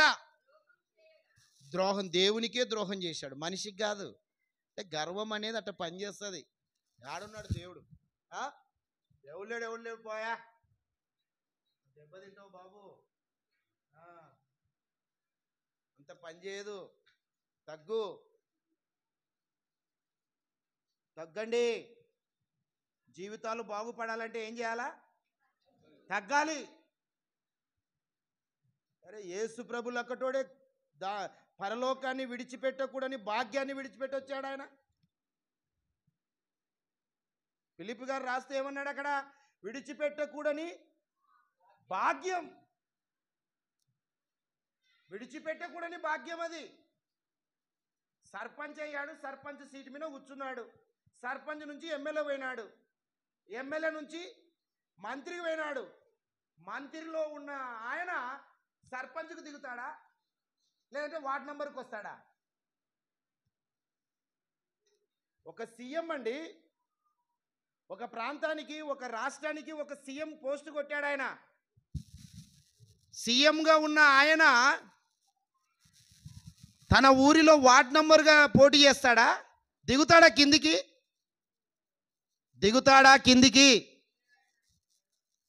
దిగుతాడా? దిగడు. ఇంకా అవసరమైతే ప్రధానమంత్రికైన పోటీ చేస్తాడు. ఏ బాబు, ప్రధానమంత్రికైనా పోటీ చేస్తాను కానీ కింది స్థాయికి రానంటాడు. దేవుడు యేసు ప్రభువు ఎక్కడున్నాడు? ఆయన దేవుని దగ్గర పక్కన సింహాసనం వేసి కూర్చున్నట్టు, పక్కన సింహాసనం మీద కూర్చున్నాడు ఆయన. విడిచిపెట్టకూడని భాగ్యం, అంత గొప్ప భాగ్యాన్ని విడిచిపెట్టి దాసుని స్వరూపం ధరించుకొని కింది స్థాయికి వచ్చాడు ప్రభు. ఏముంది ఆయనలో? తగ్గింపు ఉంది. ఏముందమ్మా? నిజమైన క్రిస్మస్ ఎప్పుడుంటో తెలుసా? నిన్ను నీవు తగ్గించుకున్నప్పుడు నిజమైన క్రిస్మస్ కనపడుతుంది నీలో. ప్రభువే తగ్గించుకున్నాడండి. విడిచిపెట్టకూడని భాగ్యాన్ని వదిలేసి నీ కోసం దాసుని స్వరూపాన్ని ధరించుకొని ఎక్కడో చిన్న ప్రాంతం అండి, మాలుమూల ప్రాంతం, చిన్న ప్రాంతంలో జన్మించాడు. ఎక్కడో జన్మించాడంటే పెద్ద భవనాల్లో జన్మించలే, ఎక్కడో ఆ చిన్న ప్రాంతం బెత్లెహేమ్ అనే ప్రాంతంలో జన్మించి స్థలము లేకుండా పోవడం వల్ల పశువుల పాకలో పరుండబెట్టారు ప్రభుని. ఎంత దీనంగా, ఎంత తగ్గించుకున్నాడండి ప్రభువు. వినండి బాగా, గర్వం ఉండకూడదు. గర్వించాడు ఉజ్జియా, దెబ్బతిన్నాడు. ప్రభు పరలోకములో తండ్రి అయిన దేవుడు బాధపడుతున్నాడు సింహాసనం మీద కూర్చొని. పరలోకములో ఉన్న దేవుడు బాధపడుతున్నాడండి. భూమి మీద నా పిల్లల్ని నా దగ్గరికి నా ఆజ్ఞలను చెప్పి వారిలో ఉన్న పాపాన్ని తీసివేసి ఇదిగో నా దగ్గరికి నడిపిస్తున్న ఒక ఉజ్జియా ఉన్నాడులే అని సంతోషపడుతున్న ఆ రోజుల్లో ఒక్కసారిగా ఉజ్జియా జీవితాన్ని చెడిపోతే ఇంకా నా పిల్లల్ని ఎవరు నా దగ్గరికి తీసుకొని వస్తారు? ఎవరు నా మాటలు చెబుతారు? ఎవరు వారిలో ఉన్న పాపాన్ని తీసివేస్తాడు? ఎవరు ఆజ్ఞలను చెప్పి ఆజ్ఞల ప్రకారంగా జీవించి ఆ దేవుని కోసం బ్రతకనని చెప్పేవారు ఎవరున్నారని పరలోకములో ఉన్న సింహాసనం మీద కూర్చున్న ఆ దేవుడు బాధపడుతున్నాడంట. అదే రాశాడు యెషయా గారు. అందుకే ఆయన సింహాసనం మీద ఉన్నటువంటి ఆయన యొక్క సంభాషణ అక్కడ ఈయన భూమి మీద ఉన్న ఆయన యెషయా గారు రాస్తూ ఉన్నాడు ఆ మాట. నా పిల్లలను ఎవరు తీసుకొస్తారు నా దగ్గరికి? వారిలో ఉన్న ఆ పాపానికి ఉన్న ప్రతిఫలం ఎవరు చెప్తారు? వారు చెడిపోయి ఇదిగో అక్కడికి చెడిపోతున్నారు. నా పిల్లలు చెడిపోతున్నారు. నా పిల్లల్ని ఎవరు రక్షిస్తారయ్యా? ఎవరు రక్షిస్తారు? అరే, దేవుడు పరలోకంలో సింహాసనం మీద కూర్చున్నాడు. కొన్ని కోట్ల మంది దేవదూతలు దేవుణ్ణి పొగుడుతూ ఉన్నారండి. యెహోవా దేవుడు పరిశుద్ధుడు, పరిశుద్ధుడు, పరిశుద్ధుడు, పరిశుద్ధుడు అని పొగుడుతూ ఉన్నారు. ఆ పొగడతకు ఆనందపడకుండా భూమి మీద ఉన్న నా పిల్లల్ని ఎవరు రక్షిస్తారయ్యా? ఎవరు ఆజ్ఞల గురించి చెప్తారు? ఎవరు నా ధర్మశాస్త్రాన్ని గురించి చెప్తారు? ఎవరు వారిలో ఉన్న పాపాన్ని గురించి చెప్తారు? ఎవరు అని బాధపడుతూ ఉంటే పక్కనే యేసు ప్రభు ఉన్నాడు. పక్కనే ఎవరున్నారండి? యేసుక్రీస్తున్నాడు. ఆ యేసు ప్రభు అన్నాడు, అయ్యా నేను భూమినికి అది పరలోకంలో ఉన్న ఆ సంభాషణ. నేను వెళ్తానయ్యా భూమినికి, నేను వెళ్ళి ఇదిగో నీ ప్రజలను నీ దగ్గరికి తీసుకొని వస్తాను, నన్ను పంపు. నేనున్నాను కదా, నన్ను పంపు భూమి మీనికి, నన్ను పంపుము. అందుకే యోహాను సువార్త 3:15-16 ఉంది చూడండి. దేవుడు లోకమును ఎంతో ప్రేమించను కాగా తన అద్వితీయ కుమారునిగా పుట్టిన వాని యందు విశ్వాసం ఉంచువాడు నశింపక నిత్య జీవము పొందునట్లు ఆయనను మనకు అనుగ్రహించాడు. ఎవరిని? యేసుక్రీస్తుని మనకు అనుగ్రహించాడు. ఎందుకు అనుగ్రహించాడంటే నీవు పాపము చేసి పాతాళానికి వెళ్ళిపోతూ ఉంటే ఆ పాపము తీసివేయడానికి ప్రభువు మొదటి రాకడలో ఈ భూమినికి వచ్చాడు. మొదటి రాకడ రావడానికి గల కారణం ఏంటంటే నువ్వు చెడిపోతున్నావు. చాలామంది బాగున్నారులే, నా పిల్లలు బాగున్నారులే అంటే బాగున్నవారే చెడిపోయి దేవునికి దూరం అయిపోతున్నారు. ఇక ఎవరు నా పిల్లల్ని రక్షిస్తారని దేవుడు బాధపడుతుంటే పక్కనే ఉన్న యేసుక్రీస్తు నేను వెళ్తానయ్యా, నన్ను పంపించయ్యా అన్నాడు. ఎవరు వెళ్తారు నా గురించి చెప్పేవారు ఎవరున్నారు అని ఒక పాఠం చూడండి. పాడతారేమన్నా? తెలియని ప్రజలు ఎందరో ఉన్నారు, నా ప్రేమను ప్రకటించే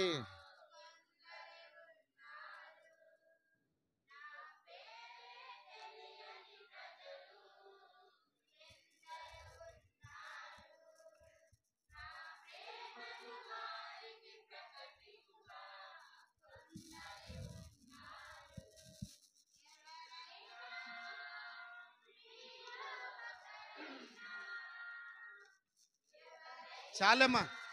ఎవరు వెళ్తారు అంటే యేసు ప్రభు నేను వెళ్తాను నాయన అని ఒప్పుకున్నాడండి. ఆయన ఒప్పుకున్న తర్వాత ఏం జరిగింది తెలుసా? దినవృత్తాంతముల గ్రంథము 26:16 చదవండి ఒకసారి. అయితే ఆ ఉజ్జియా స్థిరపడిన తర్వాత అతని మనస్సున గర్వించి చెడిపోయాను.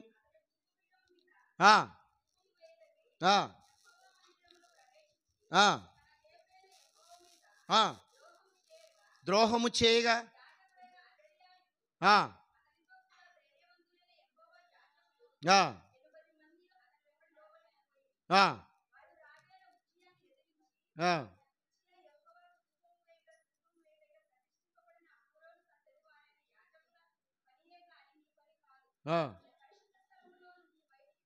ఆ. చాలండి. ఇక్కడ జరిగిన విషయం ఏంటంటే మీ అందరికీ తెలుసు.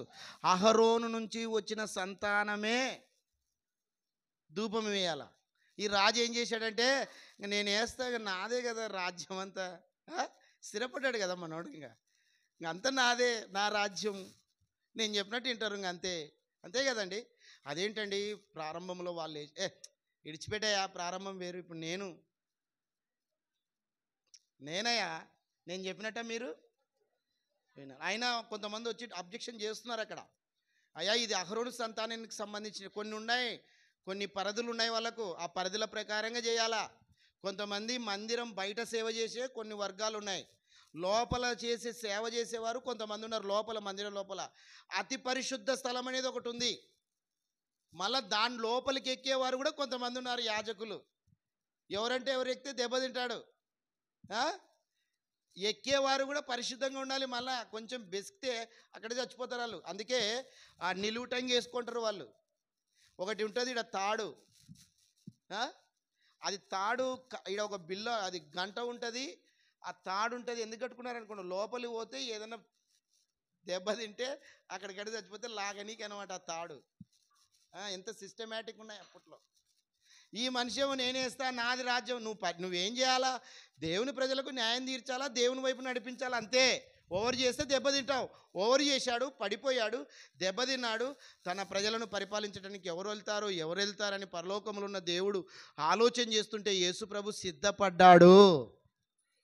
యేసుక్రీస్తు సిద్ధపడ్డాడు. నేను వెళ్తాను నాయన అన్నాడు. వెంటనే 6:13 యెషయా గ్రంథం స్టార్ట్ చేశాడండి లేఖనాలు రాయడం.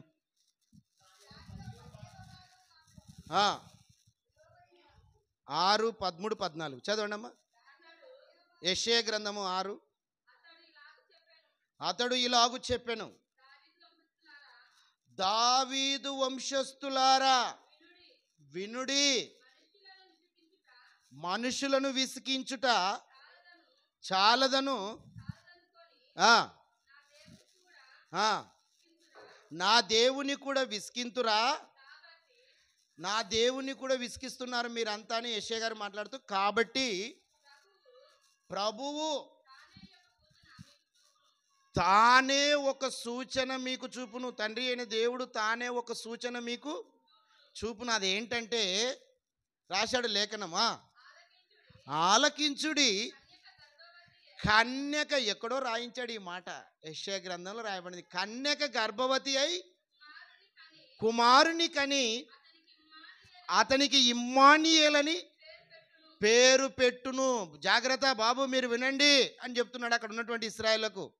ఉజ్జియా చచ్చిపోతేనే, ఉజ్జియా మరణిస్తేనే యేసుక్రీస్తు అక్కడ సంభాషణ క్లియర్ అయినాక ఈయన రాశాడు పరిశుద్ధాత్మ ప్రేరణతో. ఇది విడదీసి వివరించడం అంటే. విడదీసి వివరించడం అంటే ఇది. యెషయా గారు భూమిని ఉన్నాడమ్మా, పరలోకంలో దేవుడు ఉన్నాడు, భూమి మీద ఉజ్జియా రాజు ఉన్నాడు. రాజు మరణించాడు. రాజు ఏం చేశాడమ్మా, మరణించాడు. మరణించిన వెంటనే దేవుడు బాధపడుతున్నాడు పరలోకములో. దేవుడు బాధపడుతుంటే యేసుక్రీస్తు సిద్ధపడ్డాడు, నాయన నేను వెళ్తానని. అంటే దేవుని పర్మిషన్ ఉంది, యేసుక్రీస్తు కూడా త్యాగం ఉంది అక్కడ. వాళ్ళిద్దరు డిసైడ్ అయ్యి భూమినికి పంపడానికి సిద్ధపడ్డారు. సిద్ధపడిన వెంటనే భూమి మీద ఉన్న యెషయా గారు రాశాడు తన పుస్తకములో, తానే ఒక సూచన మీకు చూపును. ఏంటి ఆ సూచన అంటే, కన్యకగా ఉన్న మరియమ్మ ద్వారా యేసుక్రీస్తు పుట్టును అని రాయించాడు. కన్యక ద్వారా మరియమ్మ, కన్యకైనటువంటి కన్యక అని రాయాడు అక్కడ. మరియమ్మ ఏం రాశాడా, కన్యక గర్భవతి అయి అన్నాడు. కన్యక గర్భవతి అయి యేసుక్రీస్తు పుట్టబోతున్నాడని రాయించాడు ఆయన.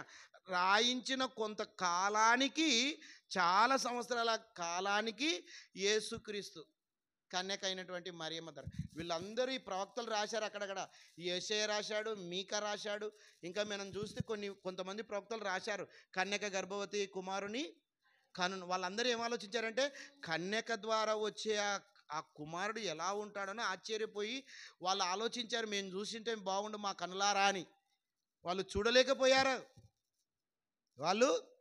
చూడలేకపోయారు. ఏంటి, భార్య భర్తల యొక్క కలయికను బట్టి పిల్లలు పుడతారు.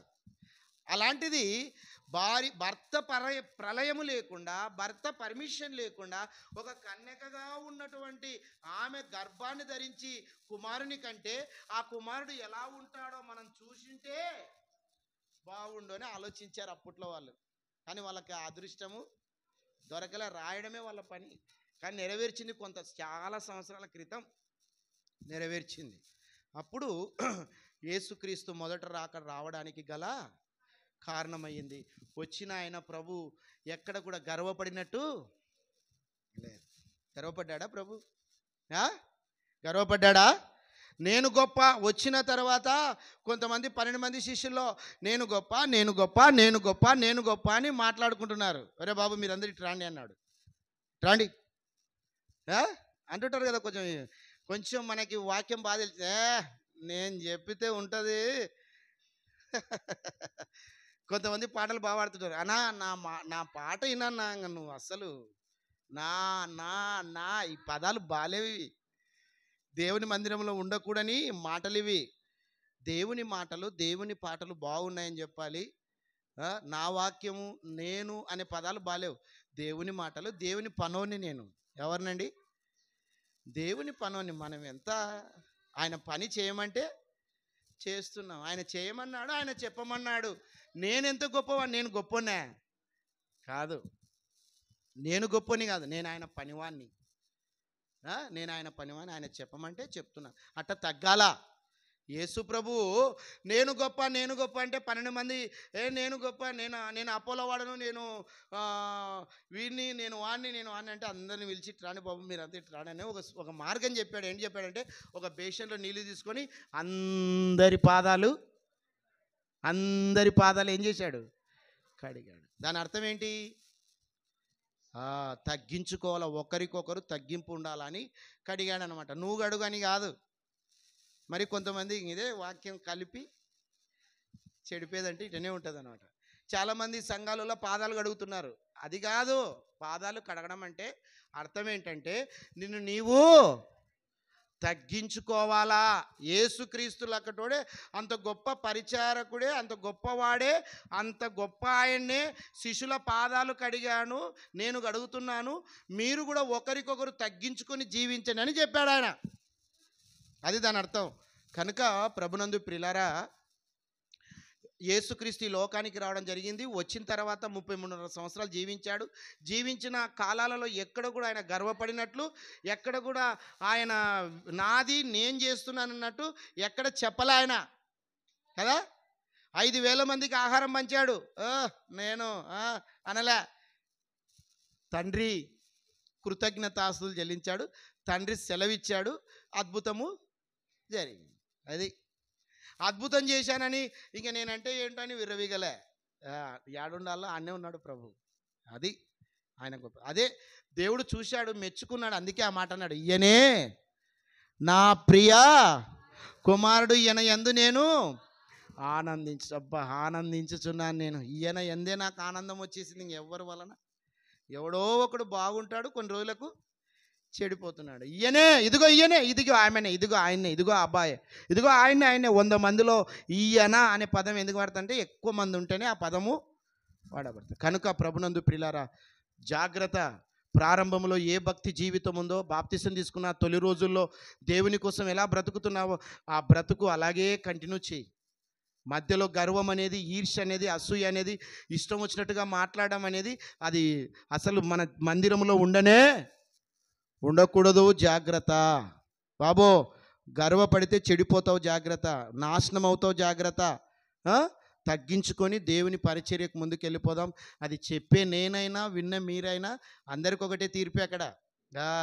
కాబట్టి నేను కూడా చాలా వరకు తగ్గించుకోవాలి, మీరు కూడా చాలా వరకు తగ్గించుకుంటూ ప్రభు కోసం బ్రతుకుదాం. ఓకేనా? మనం కూడా 10 మందిని ప్రభు దగ్గరికి నడిపించడానికి ప్రయత్నం చేద్దాం. ఎప్పటికి కూడా మనము దేవుడు వద్దన్నటువంటి పనులు చేయకుండా జాగ్రత్త పడదాం. తలలోంచండి, కళ్ళు మూసుకోండి, ప్రార్థన చేసుకుందాం. మొదటి రాకడ యొక్క పరమార్థం ఇది. ఓకేనా? దయగల మా నాయన, ప్రేమగల మా తండ్రి, నీ పిల్లలకు నీ మాటలు అందించాను. చక్కగా విన్నారు. విన్నటువంటి ఆ మాటలు జాగ్రత్తగా అర్థం చేసుకొని మా జీవితాలలో కూడా చాలా విషయాలు నాయన మేము నేర్చుకొని మా జీవితాన్ని సరిచేసుకొని నమ్మకంగా ఈ లోకంలో జీవించుటకు సహాయం చేయమని కోరుకుంటూ ముందున్నటువంటి కార్యక్రమము నీకు మహిమకరంగా జరిగించమని కోరుకుంటూ క్రీస్తు పేరిట ఈ ప్రార్థన మీకు సమర్పించి అడిగి వేడుకొంచున్నాం తండ్రి. ఆమేన్.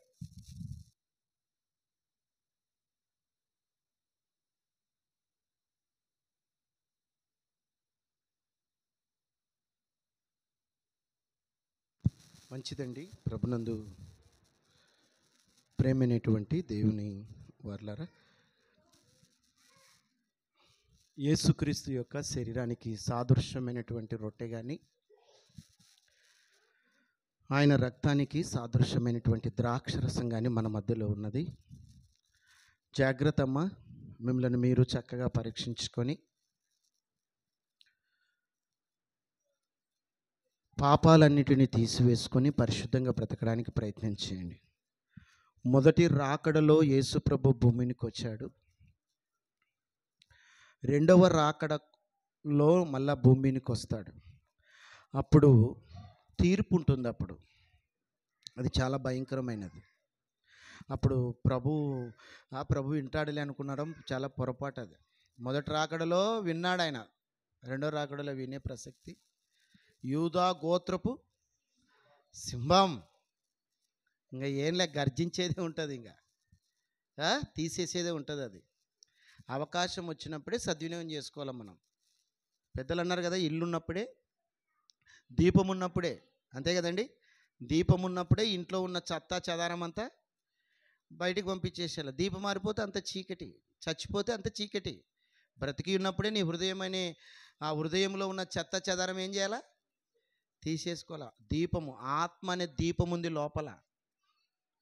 ఆ దీపం ఒకరోజు ఆరిపోతుంది. నరుని ఆత్మ యెహోవా పెట్టిన దీపము అన్నాడు. నరుని ఆత్మ యెహోవా పెట్టిన దీపం. ఆ దీపం అలా ఆరిపేస్తే ఆరిపోతుంది. ఇంకా నువ్వు ఇంత సతాయిస్తే ఏం చేస్తాడు? ఆరిపేస్తాడు. అందుకే చెట్టు ఏరు దగ్గర ఏముందంట? గొడ్డలు ఉందంట. చెట్టు ఏరు దగ్గర ఏముందంట? గొడ్డలు ఉంది. గొడ్డలు ఏం చేస్తుంది? నరికి చెట్టుని పాడేస్తుంది. నీవు కూడా మారకపోతే నిన్ను కూడా తీసేసే టైం దగ్గర పడుతుంది. ఎందుకు నీకు ఆవుషిని పొడిగిస్తున్నాడు? ఎందుకు నీకు దినాలని ఇస్తున్నాడు తెలుసా నీకు? నీవు చేస్తున్న ఆ చెడ్డ పనులు వదిలేయమని దేవుడు ప్రేమిస్తున్నాడు నిన్ను. మీరు ఒక విషయం వింటారా? యేసు ప్రభువు మరణించి సమాధి చేయబడి తిరిగి లేచి అహరోనుడై ప్రభు దగ్గరికి పోయాడు. దేవుని దగ్గర కూర్చున్నాడు. కూర్చొని ఊరికే కూర్చోలేదు ఆయన, మన కోసం విజ్ఞాపన చేస్తున్నాడు. విజ్ఞాపన చేస్తున్నాడంటే మన కోసం రిక్వెస్ట్ చేస్తున్నాడు. ఏంటి? అబ్బాయిని తీసేస్తాను దేవుడు అంటే, వద్దు నాన్న, ఇదొక్క సంవత్సరం నాన్న, ఇదొక్క సంవత్సరం. మారతాడు నాయన, మారతాడు. కొంచెం టయాన్ని పొడిగిస్తున్నాడు. తీసేస్తానంటే అడ్డుకుంటున్నాడు ప్రభువు. ఇశ్రాయేలు ప్రజలను చెడిపోతుంటే ఎవరు అడ్డుకున్నారు? మోషే అడ్డుకున్నాడు. ప్రభువా, ఏంటి ప్రభువా, ఈ అరణ్యంలో తీసేస్తే నీ పేరు ఏం బాగుంటుంది నాయన? అక్కడ ఐగుప్తులో సమాధులు లేవని ఇక్కడ తీసేశారని అంటారు. నాయన అది కాదు నాయన, నువ్వు మాటిచ్చావు తండ్రి. అబ్రహాము దేవుడు, ఇసాకు దేవుడు, యాకోబు దేవుడు, ఆ దేవుడు కానాను దేశానికి తీసుకొని వెళ్తాడు ఇశ్రాయేలును. నువ్వు మాటిచ్చావు నాయన, ఒక్కసారి గుర్తు చేసుకొని అయినా అన్నాడు. ఎవరు అడ్డుకున్నారు? మోషే అడ్డుకున్నాడు ఇశ్రాయేలుల కోసం. ఇప్పుడు నీ కోసం నా కోసం ఎవరు అడ్డుకుంటున్నారు తెలుసా? నీకు ప్రాణం పెట్టిన యేసుప్రభు వారు అడ్డుకుంటున్నాడు. అందుకే నువ్వు బ్రతుకుతున్నావు, అందుకే నువ్వు బట్ట కడుతున్నావు, అందుకే నీకు ఈ దినాలని ఇస్తున్నాడు. నువ్వు మారు, ఇకనైనా మారు, ఇకనైనా మారు, లేదంటే దెబ్బతింటావు. జాగ్రత్త. ఎవరు లేరులే, ఎవరు చూస్తలేరులే, నా ఇష్టం అంటే దెబ్బతింటావు. ప్రమాదం చాలా దగ్గట్లో పొంచి ఉంది. కాలు ఎక్కడుందో తెలుసా? ఇది కాలు ఆ యొక్క కాలు జారే స్థితిలో ఉన్నావు నీవు, చాలా దగ్గట్లో ఉన్నావు నీవు, మరణానికి దగ్గరున్నావు, కాలు జారుతుంది నీకు, జారితే పడతావు. ఇంకా ఆ జారకుండా నిన్ను కాపాడుతున్నాడు యేసు ప్రభువారు. నీకు నీకు ఆయుష్ని పొడిగిస్తున్నాడు. కనీసం ఇప్పటి నుంచి అయినా ఆపేసేయండి. ఆపేసి ప్రభువా, మీరు బాగా గమనించండి అమ్మా, ఇన్ని రోజులు మీరు చేసే పాపాలు తప్పుడు పనులు వల్ల ఏమైనా లాభం వచ్చిందా? ఏమీ లాభం లేదు. అప్పటి వరకు ఏదో పాపం చేస్తే ఒక్క రోజు 2 రోజులు తృప్తి ఉంటావేమో, అది అది ఎందుకో ఏమొస్తుందో తెలియదు, కానీ తృప్తి ఉండొచ్చునేమో, కానీ తర్వాత దెబ్బతింటావు, అది తర్వాత నష్టపోతావు దాని గురించి, తర్వాత నీకే అవమానం జరుగుతుంది. త్రాగకయ్యా త్రాగకయ్యా అంటే నేను తాగుతానంటే దెబ్బతినేది నువ్వే, నీ ఆరోగ్యమే చెడిపోతుంది, లోపల ఉన్న అవయవాలు ఏమైపోతాయి? బలహీన పడిపోతుంటాయి. నీకే నష్టం అది. అంతేకాదు, ఈడ మరణిస్తే అగ్నిగుండానికి వెళ్తావు, మళ్ళా పాతాళం ఉంది, అగ్ని ఆరదు, పురుగు చావదు, అంత భయంకరమైన శిక్షలోనికి వెళ్తావు.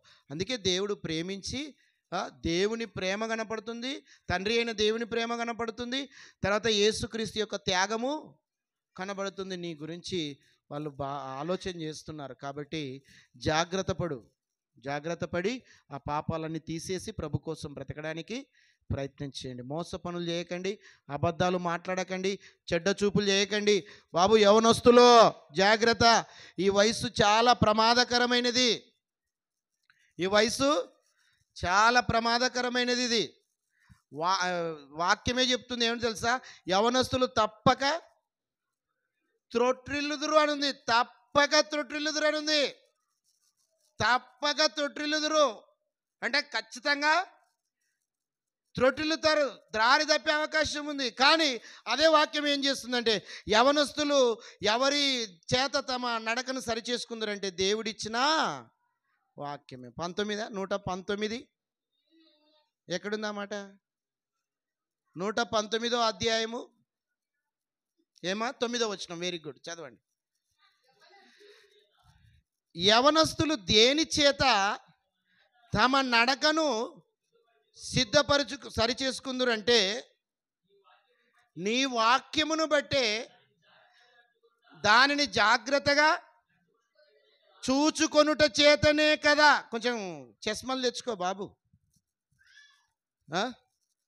కన్ఫ్యూజ్ చేస్తున్నావు. ఓకే, చూచుకొనుట చేతనే కదా. నీ వాక్యము యవనస్తులు చూసుకుంటే, జాగ్రత్త పడితే వాళ్ళు బాగుపడే అవకాశము ఉంది. యోసేపు బాగుపడలేదా? యవనస్తుడండి యోసేపు. యవనస్తుడు యోసేపు. రాజు అయినటువంటి ఆ రాజు, ఆ యొక్క సైనాధిపతి అయిన ఎవరు ఆయన? పోతీఫర్.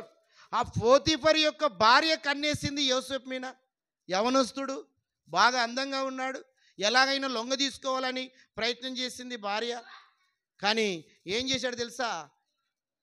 ఆ షర్టు పట్టుకుంటే వెనుక నుంచి ఆ షర్టు గుండీలు విప్పుకొని, ఆ బటన్స్ విప్పుకొని పారిపోయాడు అక్కడి నుంచి. అంటే తన నడకను సరిచేసుకున్నాడంట.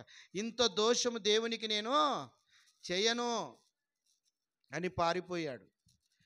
కనుక యవన స్త్రీ అయినా యవనస్తుడైనా జాగ్రత్త. వాక్యాన్ని బట్టే మన జీవితాన్ని బాగుపరుచుకుంటున్నాం. దేవుని మాటలను వినండి, దేవుని మాటల ప్రకారంగా జీవించండి. మంచి భవిష్యత్తు ఉంది యవనస్తులకు. మంచి పరిచర్య చేయాలని దేవుడు వాడుకుంటాడు యవనస్తులను. జాగ్రత్త. చాలామంది దెబ్బతింటున్నారు. ఇక్కడేమో బాగున్నారు, తర్వాత బయటికి వెళ్ళిన తర్వాత మీ పనులన్నీ దేవుడు చూస్తూ ఉన్నాడు. జాగ్రత్త. ప్రభు బలలో చేయి వేస్తున్న మీరు, అటు స్త్రీలు ఇటు పురుషులు, జాగ్రత్తమ్మా, జాగ్రత్త. భయంకరమైనటువంటి పాపములోనికి జారిపోతున్నారేమో, దెబ్బతింటారు, ప్రమాదంలో ఉన్నారు, తప్పించబడతారు. మీరు తప్పించబడడానికి దేవుడు అవకాశం ఇస్తున్నాడు. తప్పించబడండి, దేవుడు అవకాశం ఇస్తున్నాడు.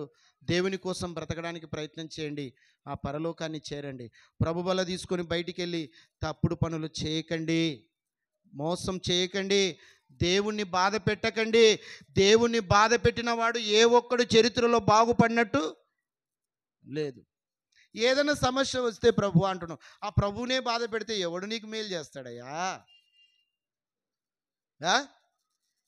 ఆ ప్రభువుకే నువ్వు కీడు చేస్తే ఎవడు నీకు సాయం చేస్తాడు?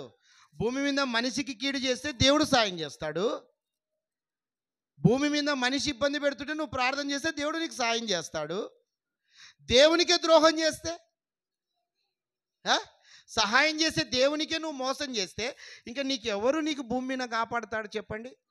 దేవుడు అంతటి వాడు భూమి మీద ఎవడున్నాడు? నీకు ఎవడు లేడు. కనుక మన బ్రతుకులను మనమే సరిచేసుకొని, ఏవైనా తప్పులు పొరపాట్లు ఉంటే, సమయాన్ని వృధా చేసుకుంటుంటే, వేస్ట్గా పాపానికి ప్రాధాన్యత ఇస్తూ ఉంటే జాగ్రత్తగా దేవుని కోసం ఈ చివరి దినాలు ఇవి, సంవత్సరపు చివరి దినాలు. ఇంకా 2025 రాబోతుంది. ఇంకా నెక్స్ట్ ఒక 10 రోజుల్లో. కనీసం ఇప్పటి నుంచి అయినా జాగ్రత్త పడుతూ ఆ 2025ను చక్కగా ఆహ్వానిద్దాం. మంచిగా బ్రతకడానికి ప్రయత్నము చేద్దాం. దేవుని కోసం బ్రతుకుదాం. తలలుంచండి, కళ్ళు మూసుకోండి, ప్రార్థన చేసుకుందాం. దయచేసి అందరూ కూడా అమ్మా, పురుషులు స్త్రీలు ఒకసారి ప్రార్థన చేయండి అమ్మా. మీ బలహీనతలు ఏంటో, మీ ప్రాబ్లమ్స్ ఏంటో దేవుడు వింటాడు, ఖచ్చితంగా వింటాడమ్మా. ప్రార్థన చేయండి. నా బలహీనత ఏంటో నేను దేవునికి ప్రార్థన చేస్తున్నాను, దేవుడు నాకు సహాయము చేస్తున్నాడు. మీ బలహీనత ఏంటో మీరు ప్రార్థన చేయండి. ఎందులో బలహీన పడిపోతున్నారో, ఎందులో మీరు దెబ్బతింటున్నారో ప్రార్థన చేయండి. నాకు చెప్పకండి, ఎవరికి చెప్పకండి మీ ప్రాబ్లమ్స్. ఇదిగో నిన్ను సృష్టించిన నీ దేవుడు, నిన్ను కాపాడుతున్న నీ దేవుడు, ఆయనకు చెప్పండి. కాస్త నోరు విప్పి మాట్లాడండి. చాలామంది కళ్ళు తెరుచుకొని ప్రభు బలలో చేయి వేస్తున్నారు. అంత మంచిది కాదది. స్త్రీలు జాగ్రత్త. కళ్ళు మూసుకొని దేవుని అడగండి, దేవునితో మాట్లాడండి మీరు ఒక 2 నిమిషాలు.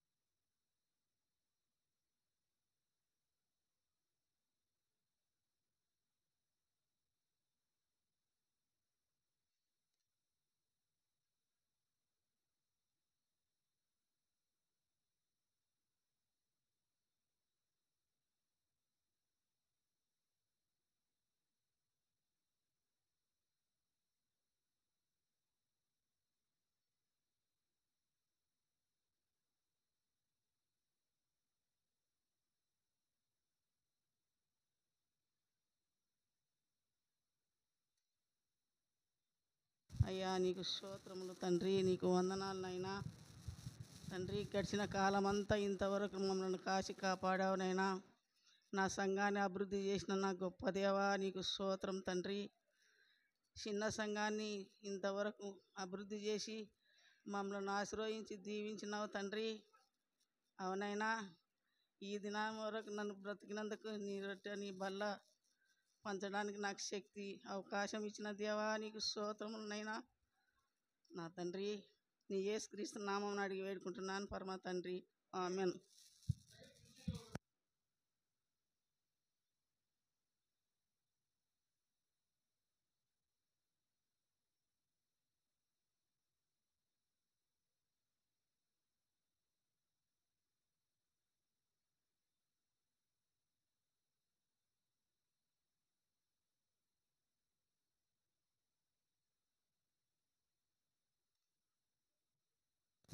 రాజులకు రాజు, ప్రభులకు ప్రభు, మహా గొప్ప దేవ, మమ్మల్ని ఎన్నటికీ విడనాడినటువంటి గొప్ప దేవానికి వందనములు, స్తుతులు, స్తోత్రములు. గడిచిన కాలమంతా నీ కృపలో భద్రపరిచి రక్షించి కాచి కాపాడినవు. నీ ప్రేమతో, నీ దయతో నా తండ్రి మమ్మల్ని అందరినీ సజీవ లెక్కలో తీసుకొచ్చిన దేవానికి వందనాలు, స్తోత్రములు. నా దేవా, నా దేవా, నా నాయన, మేము నడుచు ప్రతి మాటలో, ప్రతి నడవడికలో నా తండ్రి ప్రభువా మీరు ముందుండి మమ్మల్ని నడిపించిన విధానం బట్టి మీకే వందనాలు, స్తోత్రాలు. ఎన్నో మార్లు మేము పడిపోయినాం నా తండ్రి ప్రభువా. నీ యొక్క వాక్యం సెలవిస్తుంటున్నది. నీతిమంతుడు 7 మార్లు పడిపోయినప్పటికీ మళ్ళీ తిరిగి లేస్తాడని నీ వాక్యము, నీ వాగ్దానం సెలవిచ్చిన విధానంగా నా తండ్రి ప్రభువా, నా నాయన నీ వాక్యంలో నా తండ్రి ఈ దినము మేము అనేక విషయాలు తెలుసుకున్నాం. ఉజ్జియా నా తండ్రి రాజయ్యి నా తండ్రి ప్రభువా, నా తండ్రి ఎంతో ఉన్నత శిఖరానికి చేరినప్పటికీ నా తండ్రి అతనిలో ఉన్నటువంటి అహంకారము, అతనిలో ఉన్నటువంటి గర్వము అతని వినాశనమునకు దారి తీసింటున్నది. కుష్టి రోగం వచ్చి మరణించాల్సినటువంటి సమస్య వచ్చి ఉంటున్నది నా తండ్రి ప్రభువా. అదేవిధంగా మేము మా జీవితాల్లో నా తండ్రి ఎక్కడెక్కడ పడిపోయి ఉంటున్నామో నా తండ్రి, మరొకసారి మమ్మల్ని అందరినీ లేపండి, మారు మనసును దయచేయండి. ఇదిగో నా తండ్రి మా పాప విముక్తి కొరకు నా తండ్రి మీరందరూ నూతన జన్మ పొందాలని నా తండ్రి ప్రభువా, మా కొరకు నా తండ్రి అత్యున్నత సింహాసనాన్ని వదిలిపెట్టి ఈ లోకానికి వచ్చి కలువరి శిలువలో నా తండ్రి ప్రభువా నీ యొక్క అమూల్యమైనటువంటి రక్తాన్ని నా తండ్రి చిందించినావు నా తండ్రి, బాధ నొందినావు నా తండ్రి, చనిపోయి నా తండ్రి సమాధి చేయబడి 3వ దినాన మృత్యుంజయుడైనటువంటి విజయుడా నీకే వందనాలు స్తోత్రములు నా తండ్రి. చేరి వచ్చిన ప్రతి బిడ్డ నా తండ్రి నీ వాక్యాన్ని విని ఉండగా ఈ వాక్యమును మేమందరం నెమరు వేసుకొని నా తండ్రి రానున్న దినాల్లోనైనా నా తండ్రి మోసపు మాటలు, దొంగతనము, వ్యభిచారము, అనేకమైనటువంటి అతిక్రమంలో మేము ఉండగా పాలిభాగస్థులమై ఉండకుండా తగ్గింపు గుణము కలిగి జీవించుటకు మాకు ఒక్కొక్కరికి సహాయం దయచేయమని వేడుకుంటున్నాం. ప్రతి ఆదివారం నా తండ్రి నీ వాక్యం వింటున్నాం, నిన్ను స్తుతిస్తున్నాం, ఆదరిస్తున్నాం, నీ బల్లలో చేయి వేస్తున్నాం నా తండ్రి. ఈ యొక్క బల్ల చేయి వేస్తూ నా తండ్రి నీ పరిశుద్ధమైన శరీరమునకు సాదృశ్యంగా రొట్టె విరుచుట ఎందును, నీ పరిశుద్ధ రక్తమునకు సాదృశ్యంగా ద్రాక్ష రసం తీసుకునేట ఎందును మేమందరం పాలి భాగస్థులమవుతున్నాము. అయినప్పటికీ నా తండ్రి ప్రభువా నీ యొక్క వాక్యాన్ని ముందుకు తీసుకొని పోవటంలో మేము ఎంతో వెనకబడిపోతున్నాం. రానున్న దినాల్లో నా తండ్రి గడిచిన సంవత్సరంలో నా తండ్రి మాకు మంచి అవకాశాన్ని ఇచ్చినావు. 8 గ్రామాలు 10 గ్రామాలు నా తండ్రి అక్కడికి వెళ్ళి నీ పరిశుద్ధ సువార్తను, మంచి వార్తను నా తండ్రి గ్రామాలకు చేరవేయటంలో మా సంఘానికి ఇచ్చిన అవకాశాన్ని బట్టి వందనాలు స్తోత్రాలు తెలియజేస్తున్నాం. మేమందరం పాపలం నా తండ్రి ప్రభువా, మమ్మల్ని అందరినీ మరొకసారి క్షమించుము, నూతన హృదయాలు దయచేయము నా తండ్రి. నిన్ను ఘనముగా కీర్తించుటకు నా తండ్రి మాకొక్కొక్కరికి సహాయం దయచేయము. రానున్నటువంటి పండుగల్లో నా తండ్రి క్రిస్మస్ వేడుకల్లో మేమందరం పాలి భాగస్థులమై నా తండ్రి సంతోషంగా నీ యొక్క పండుగను జరుపుకొనుటకు ప్రతి ఒక్క కుటుంబానికి మంచి అవకాశమును దయచేయము. రాలేనటువంటి ప్రతి బిడ్డను క్షమించుము. ప్రతి ఆదివారం నా తండ్రి ప్రభువా నీ మందిరంలో గడుపుటకు నా నాయన ప్రతి ఒక్క కుటుంబానికి, ప్రతి ఒక్క వ్యక్తికి సహాయము దయచేయము నా తండ్రి. ఆర్థికంగా వెనుకబడినటువంటి కుటుంబాలను నా తండ్రి ఆదుకోము. అప్పుల బాధల్లో ఉన్నటువంటి నీ బిడ్డలను జ్ఞాపకం చేసుకోను.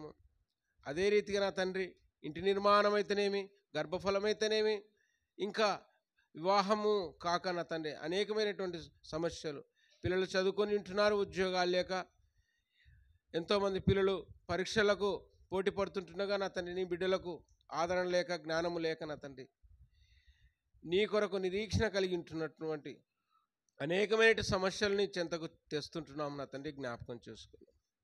ప్రతి ఒక్కరికి సమాధానం ఇచ్చేవాడవు నీవే గనుక మరి ముఖ్యంగా నా తండ్రి నీ కుమారుని జ్ఞాపకం చేసుకున్నాం నా తండ్రి ప్రభువా. ఆ యొక్క గొంతు నొప్పిని నా తండ్రి ప్రభువా యేసు నామములో తీసివేసి నా తండ్రి నీ పరిశుద్ధ రక్తంతో కడిగి క్రిస్మస్ పండుగ కల్లా నా తండ్రి ప్రభువా ఇంకా చక్కగా మంచి శక్తితో నా తండ్రి నీ కుమారుని నింపండి. కుటుంబంలో ఉన్నటువంటి సమస్యలను తీసివేయండి. చేరి వచ్చిన ప్రతి బిడ్డను జ్ఞాపకం చేసుకుని నా తండ్రి మరొకసారి నా తండ్రి బలలో మేము అందరం కలిసి నా తండ్రి ప్రభువా చేయి వేస్తుండగా నా తండ్రి మమ్మల్ని అందరినీ నా తండ్రి మీరు పరిశుద్ధుడు కనుక మమ్మల్ని అందరినీ పరిశుద్ధపరచమని నా తండ్రి, నీతిమంతులుగా మార్చమని, మా మనసులను మార్చమని నా తండ్రి, నీ వాక్యానుసారంగా జీవించుటకు మాకు ఒక్కొక్కరికి సహాయం దయచేయమని, మాలో ఉన్నటువంటి గర్వాన్ని తీసివేసి, అహంకారాన్ని తీసివేసి, తగ్గింపుతో నా తండ్రి మేమందరం నా తండ్రి జీవించుటకు, నీ కొరకు నీ యొక్క వాక్యము కొరకు జీవించుటకు మాకు ఎందుకంటే నా తండ్రి ప్రభువా మీరు ఆరోహణుడై వెళ్ళి నా తండ్రి ప్రభువా పరలోక రాజ్యంలో మాకు ఒక్కొక్కరికి నా తండ్రి నివాసాలు ఏర్పాటు చేయుటకు వెళ్ళి ఉన్నారు. అట్టి నివాసాలు పొందుటకు మేమందరం కూడా నా తండ్రి ఇక్కడ నీ యొక్క వాక్య పరిచర్యలో బలంగా జీవించుటకు మా యొక్క అతి క్రమములు వదిలిపెట్టి నా తండ్రి క్రమముగా పద్ధతిగా జీవించే మహాభాగ్యం మాకు ఒక్కొక్కరికి దయచేయమని వేడుకుంటూ చేరువచ్చిన చిన్న బిడ్డలందరినీ దీవించి ఆస్వాదించమని, ఏవైతే విషయాలు నేను మర్చిపోయి ఉంటున్నానో నా తండ్రి అట్టి విషయాలపైన నా తండ్రి నీ జ్ఞానం ఉంచిన తండ్రి ప్రభువా ప్రతి ఒక్కరికి శాంతి సమాధానము దయచేయమని వేడుకుంటూ అన్ని విషయాలు నీ కాపుదలను కోరుకుంటూ ఈ కొద్ది మనలు మా ప్రియరక్షకుడు ప్రభు అయిన యేసుక్రీస్తు నామములో మీకు సమర్పించి అడిగి వేడుకుంటున్నాము మా పరమ తండ్రి. ఆమేన్.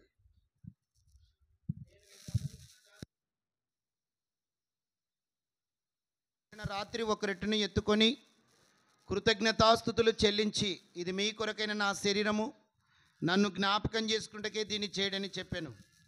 దయగల మా నాయన, ప్రేమగల మా తండ్రి, మీ ప్రియ కుమారుడు మా ప్రాణ విమోచకుడైనటువంటి యేసుక్రీస్తు యొక్క శరీరానికి సాదృశ్యమైనటువంటి ఈ రొట్టెను దేవా మీరు దీవించండి నాయన, ఆశీర్వదించుమని ప్రార్థిస్తూ ఉన్నాం నాయన. ఈ యొక్క నాయన క్రీస్తు శరీరానికి సాదృశ్యమైనటువంటి ఈ రొట్టె వారి నాయన తీసుకుంటున్నటువంటి ప్రతి ఒక్క బిడ్డను జ్ఞాపకం చేసుకో నాయన. వారి యొక్క ఆత్మీయ స్థితి, వారి యొక్క భక్తి జీవితము, వారి యొక్క విశ్వాస జీవితము ఎలా ఉన్నదో ప్రభువా నైనా వారికి వారే పరీక్షించుకొని అయోగ్యులుగా కాక ప్రభువా యోగ్యులుగా మారి ఇందులో చేవేసి నీ ఆశీర్వాదం పొందుకునుటకు మీ సహాయం అందించుమని కోరుకుంటూ క్రీస్తు పేరట ఈ ప్రార్థన మీకు సమర్పించి అడిగి వేడుకొనుచున్నాము తండ్రి. ఆమెన్. ప్రార్థించినటువంటి పెద్దలు అమ్మగారు ముందుకు రావాలి, అలాగే ప్రార్థించినటువంటి సహోదరుడు ముందుకు రావాలని మనవి చేస్తాం.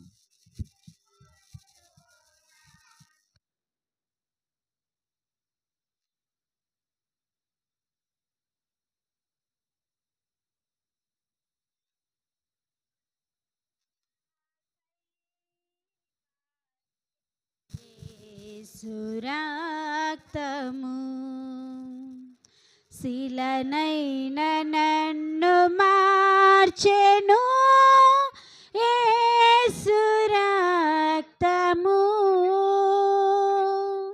శిలనైన నన్ను మార్చెను, యేసు రక్తము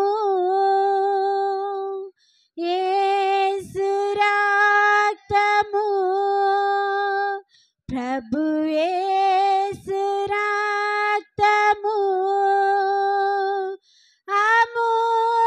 అమూల్యమైన రక్తము యేసు రక్తము అమూల్యమైన రక్తము యేసు రక్తము సిల్వలో నాకై కార్చెను యేసు రక్తము సిల్వలో నాకై కార్చెను యేసు రక్తము సమకూర్చు నన్ను తండ్రితో యేసు రక్తము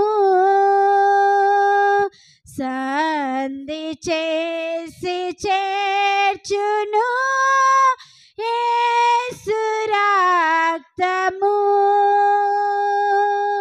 యేసు రక్తము ప్రభు యేసు రక్తము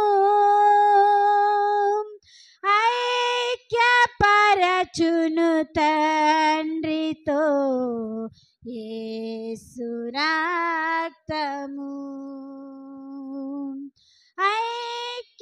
ఐక్యపరచును తండ్రితో యేసు రక్తము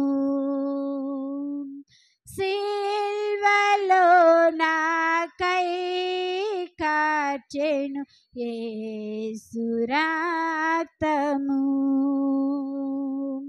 సిల్వలో నాకై కార్చెను మార్చెను యేసు రక్తము.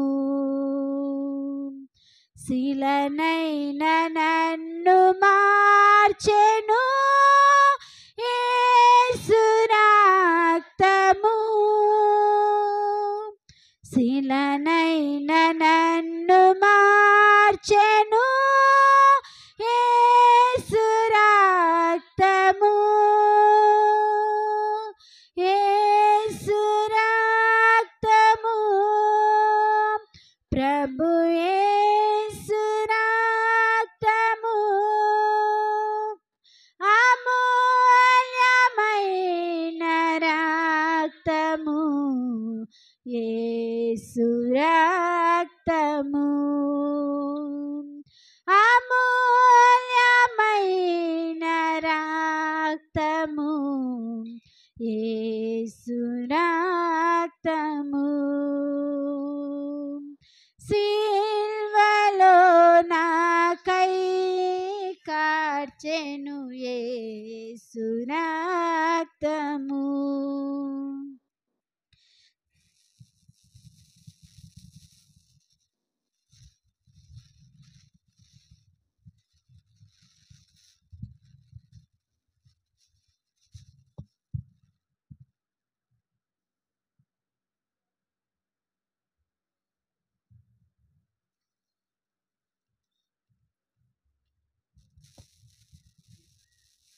ఆ ప్రకారమే భోజనమైన పిమ్మట ఆయన పాత్రను ఎత్తుకొని, ఈ పాత్ర నా రక్తము వలనైన క్రొత్త నిబంధన, మీరు దీనిలోని త్రాగున్నప్పుడల్లా నన్ను జ్ఞాపకం చేసుకుంటకే దీన్ని చేయడని చెప్పాను. దయగల మా నాయన, ప్రేమగల మా తండ్రి, మీ ప్రియ కుమారుడు మా ప్రాణ విమోచకుడైనటువంటి యేసుక్రీస్తు యొక్క రక్తానికి సాదృశ్యమైనటువంటి ఈ యొక్క ద్రాక్షరసమును దేవా మీరు దీవించండి నాయన, ఆశీర్వదించండి తండ్రి.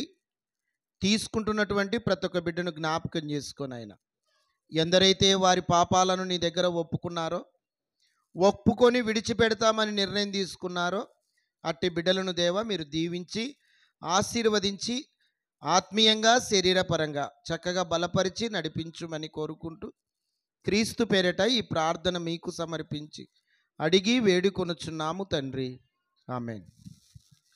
ప్రభు బలలో చేయి వేసినటువంటి వారు శరీరానికి సాదృశ్యమైనటువంటి రొట్టెలో పాలు పంపులు పొందినవారు ఆయన రక్తంలో కూడా పాలు పంపులు పొందాలని మనవి చేస్తాం.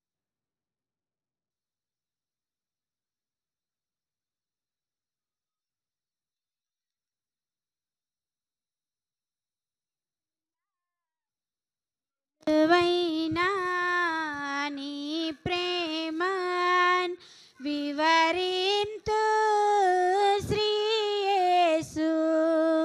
విలువైన నీ ప్రేమన్ వివరింతు శ్రీ యేసు. సిలువలో బలి అయినా దేవుని గొర్రె పిల్ల. విలువైన నీ ప్రేమన్ వివరింతు శ్రీ యేసు. విలువైన నీ ప్రేమన్ వివరింతు శ్రీ యేసు. ఆనాటి యూదులే నిన్ను కొట్టిరనుకొంటి. ఆనాటి యూదులే నిన్ను కొట్టిరనుకొంటి. కాదు కాదు అయ్యయ్యో నా పాపరుణములకే. కాదు కాదు అయ్యయ్యో నా పాపరుణములకే. సిలువలో బలి అయినా దేవుని గొర్రె పిల్ల. విలువైన నీ ప్రేమన్ వివరింతు శ్రీ యేసు విలువైన నీ ప్రేమన్ వివరింతు శ్రీ యేసు నాయాతి క్రమముల నలుగా గొట్టబడితివి నాయాతి క్రమములకై నలుగా గొట్టబడితి నా దోషములకు నీవు ప్రియముగను మోసితివా నా దోషములను నీవు ప్రియముగను మోసితివా సిలువలో బలి అయినా దేవుని గొర్రె పిల్ల విలువైన నీ ప్రేమన్ వివరింతు శ్రీ యేసు విలువైన నీ ప్రేమన్ వివరింతు శ్రీ యేసు మృదువైన నీ నుదురు ముళ్ళ పోట్ల చేత మృదువైన నీ నుదురు ముళ్ళ పోట్ల చేత సురూపములే కాయు సోలిపోతివన ప్రియుడా సురూపములే కాయు సోలిపోతివన ప్రియుడా సిలువలో బలి అయినా దేవుని గొర్రె పిల్ల విలువైన నీ ప్రేమన్ వివరింతు శ్రీ యేసు విలువైన నీ ప్రేమన్ వివరింతు శ్రీ యేసు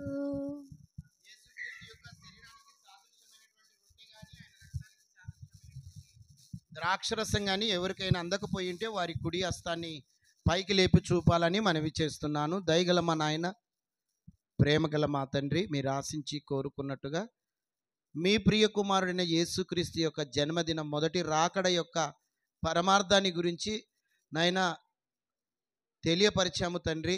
నీ పరిశుద్ధాత్మ ప్రేరణతో మాట్లాడించావు, అందుని బట్టి నీకు స్తోత్రాలు. చెప్పబడిన ఆ మాటలు ఎంత వాస్తవాలు ఉన్నాయి తండ్రి. నైనా పరలోకంలో మీరు బాధపడుతూ ఉన్నారు. మీ బాధను అర్థం చేసుకుని యేసుక్రీస్తు ఈ లోకానికి రావడం జరిగింది. భూమి మీద ఉన్నటువంటి రాజు కొంతకాలానికి చెడిపోయాడు. నా తండ్రి, పరిశుద్ధాత్మ ప్రేరణతో యెషయా ద్వారా ఎంత చక్కటి మాట నాయనా, ఎంత మన ఆ యొక్క మాటను రాయించారు తండ్రి, ఆ ప్రవచనము రాయించారు తండ్రి. కన్యక గర్భవతి అయి కుమారుని కనును, అతనికి ఇమ్మానుయేలని పేరు పెట్టుదురు అని చెప్పిన మాట నా తండ్రి ఎంతో రాయించిన ఆ మాటకు ఎంతో కాలానికో జరిగి ఉన్నది తండ్రి. అందును బట్టి మీకు స్తోత్రములు తండ్రి. నిజంగానైనా మా జీవితాలు, నిజంగానైనా మా బ్రతుకులు నాయన చాలా జాగ్రత్తగా నాయన అడుగులు వేస్తూ ముందుకు వెళ్ళగలుగుటకు సహాయం చేయండి. ప్రతి అడుగునైనా మీ చిత్తానుసారంగా, ప్రతి అడుగు నీకు ఉపయోగపడేటట్టుగా ముందుకు వెళ్ళగలుగుటకు సహాయం చేయండి నాయనా.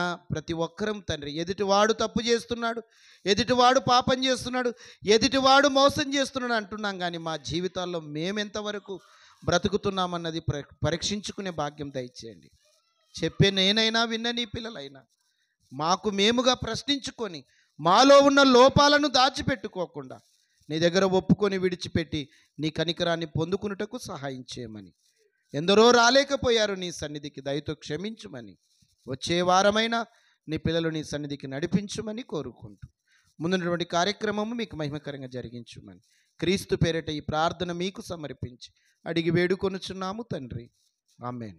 గల మా నాయన, ప్రేమగల మా తండ్రి, మీ ప్రియ కుమారుడు మా ప్రాణ విమోచకుడైన యేసుక్రీస్తు యొక్క నా ప్రభువా నా తండ్రి యొక్క దినాన్ని, పునరుత్థ దినం, నీ మందిరములో చేరి నిన్ను ఆరాధించే భాగ్యం మాకిచ్చినందుకు నీకు స్తోత్రాలు. ప్రారంభ ప్రార్థన మొదలుకొని ముగింపు ప్రార్థన వరకు నడిపించిన దేవా నీకు స్తోత్రాలు. ఇందులో ఏదైనా నా ప్రభువా గర్వించుకునే మాటలు ఏదైనా ఉంటే దయతో క్షమించండి తండ్రి.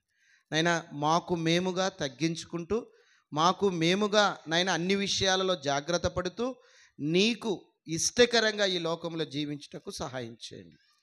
ఇదిగో నాయనా, రేపు సోమవారం రోజు క్యాండిల్ లైటింగ్ సర్వీసు సహోదరి పక్కిరమ్మ నాగన్న వారి ఇంటి దగ్గర ఉంటుంది. ఆ కార్యక్రమం చక్కగా జరిగించండి. మరుసటి రోజు మంగళవారము నైటు, అలాగే బుధవారము తెల్లవారుజామున నాయన గృహాలు దర్శిస్తూ ఉన్నాం. యేసుక్రీస్తు పుట్టాడని దేవదూత ఏ విధంగా అయితే వచ్చి ప్రకటన చేసిందో ఆ పని నాయన ప్రతి ఇంటికి వెళ్ళి చెప్పాలని మేము ఆశ కలిగి ఉన్నాము.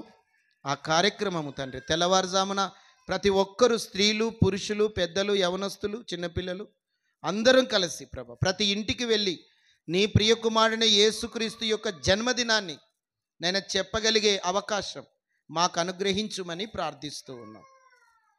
ఆ కార్యక్రమం మీకు మహిమకరంగా జరిగించండి.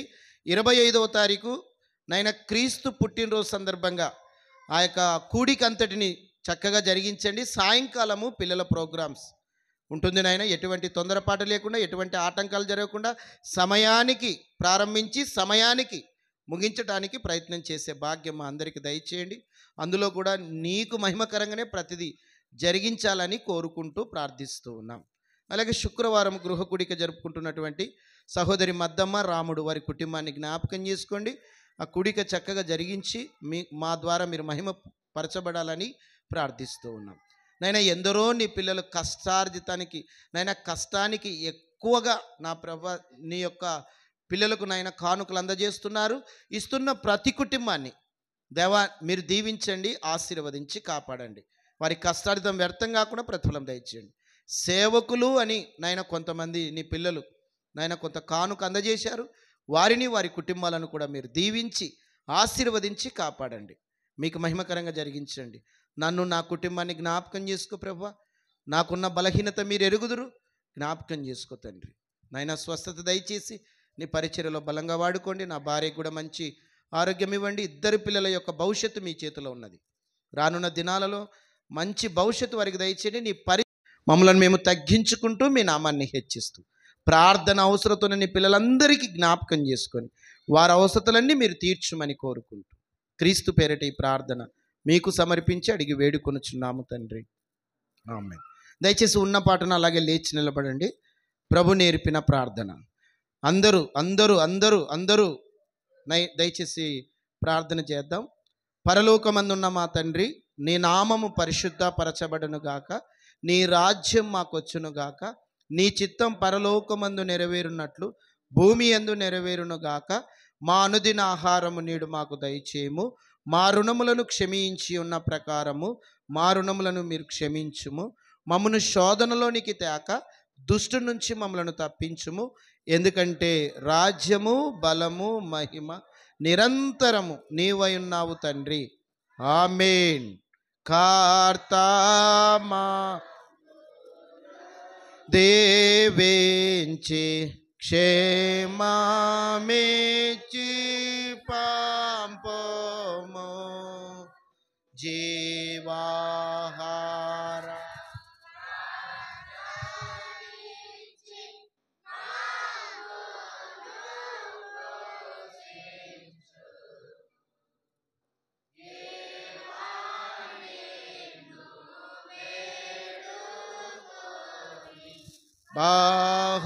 బాహుగాస్తు తెంతుము పరమందు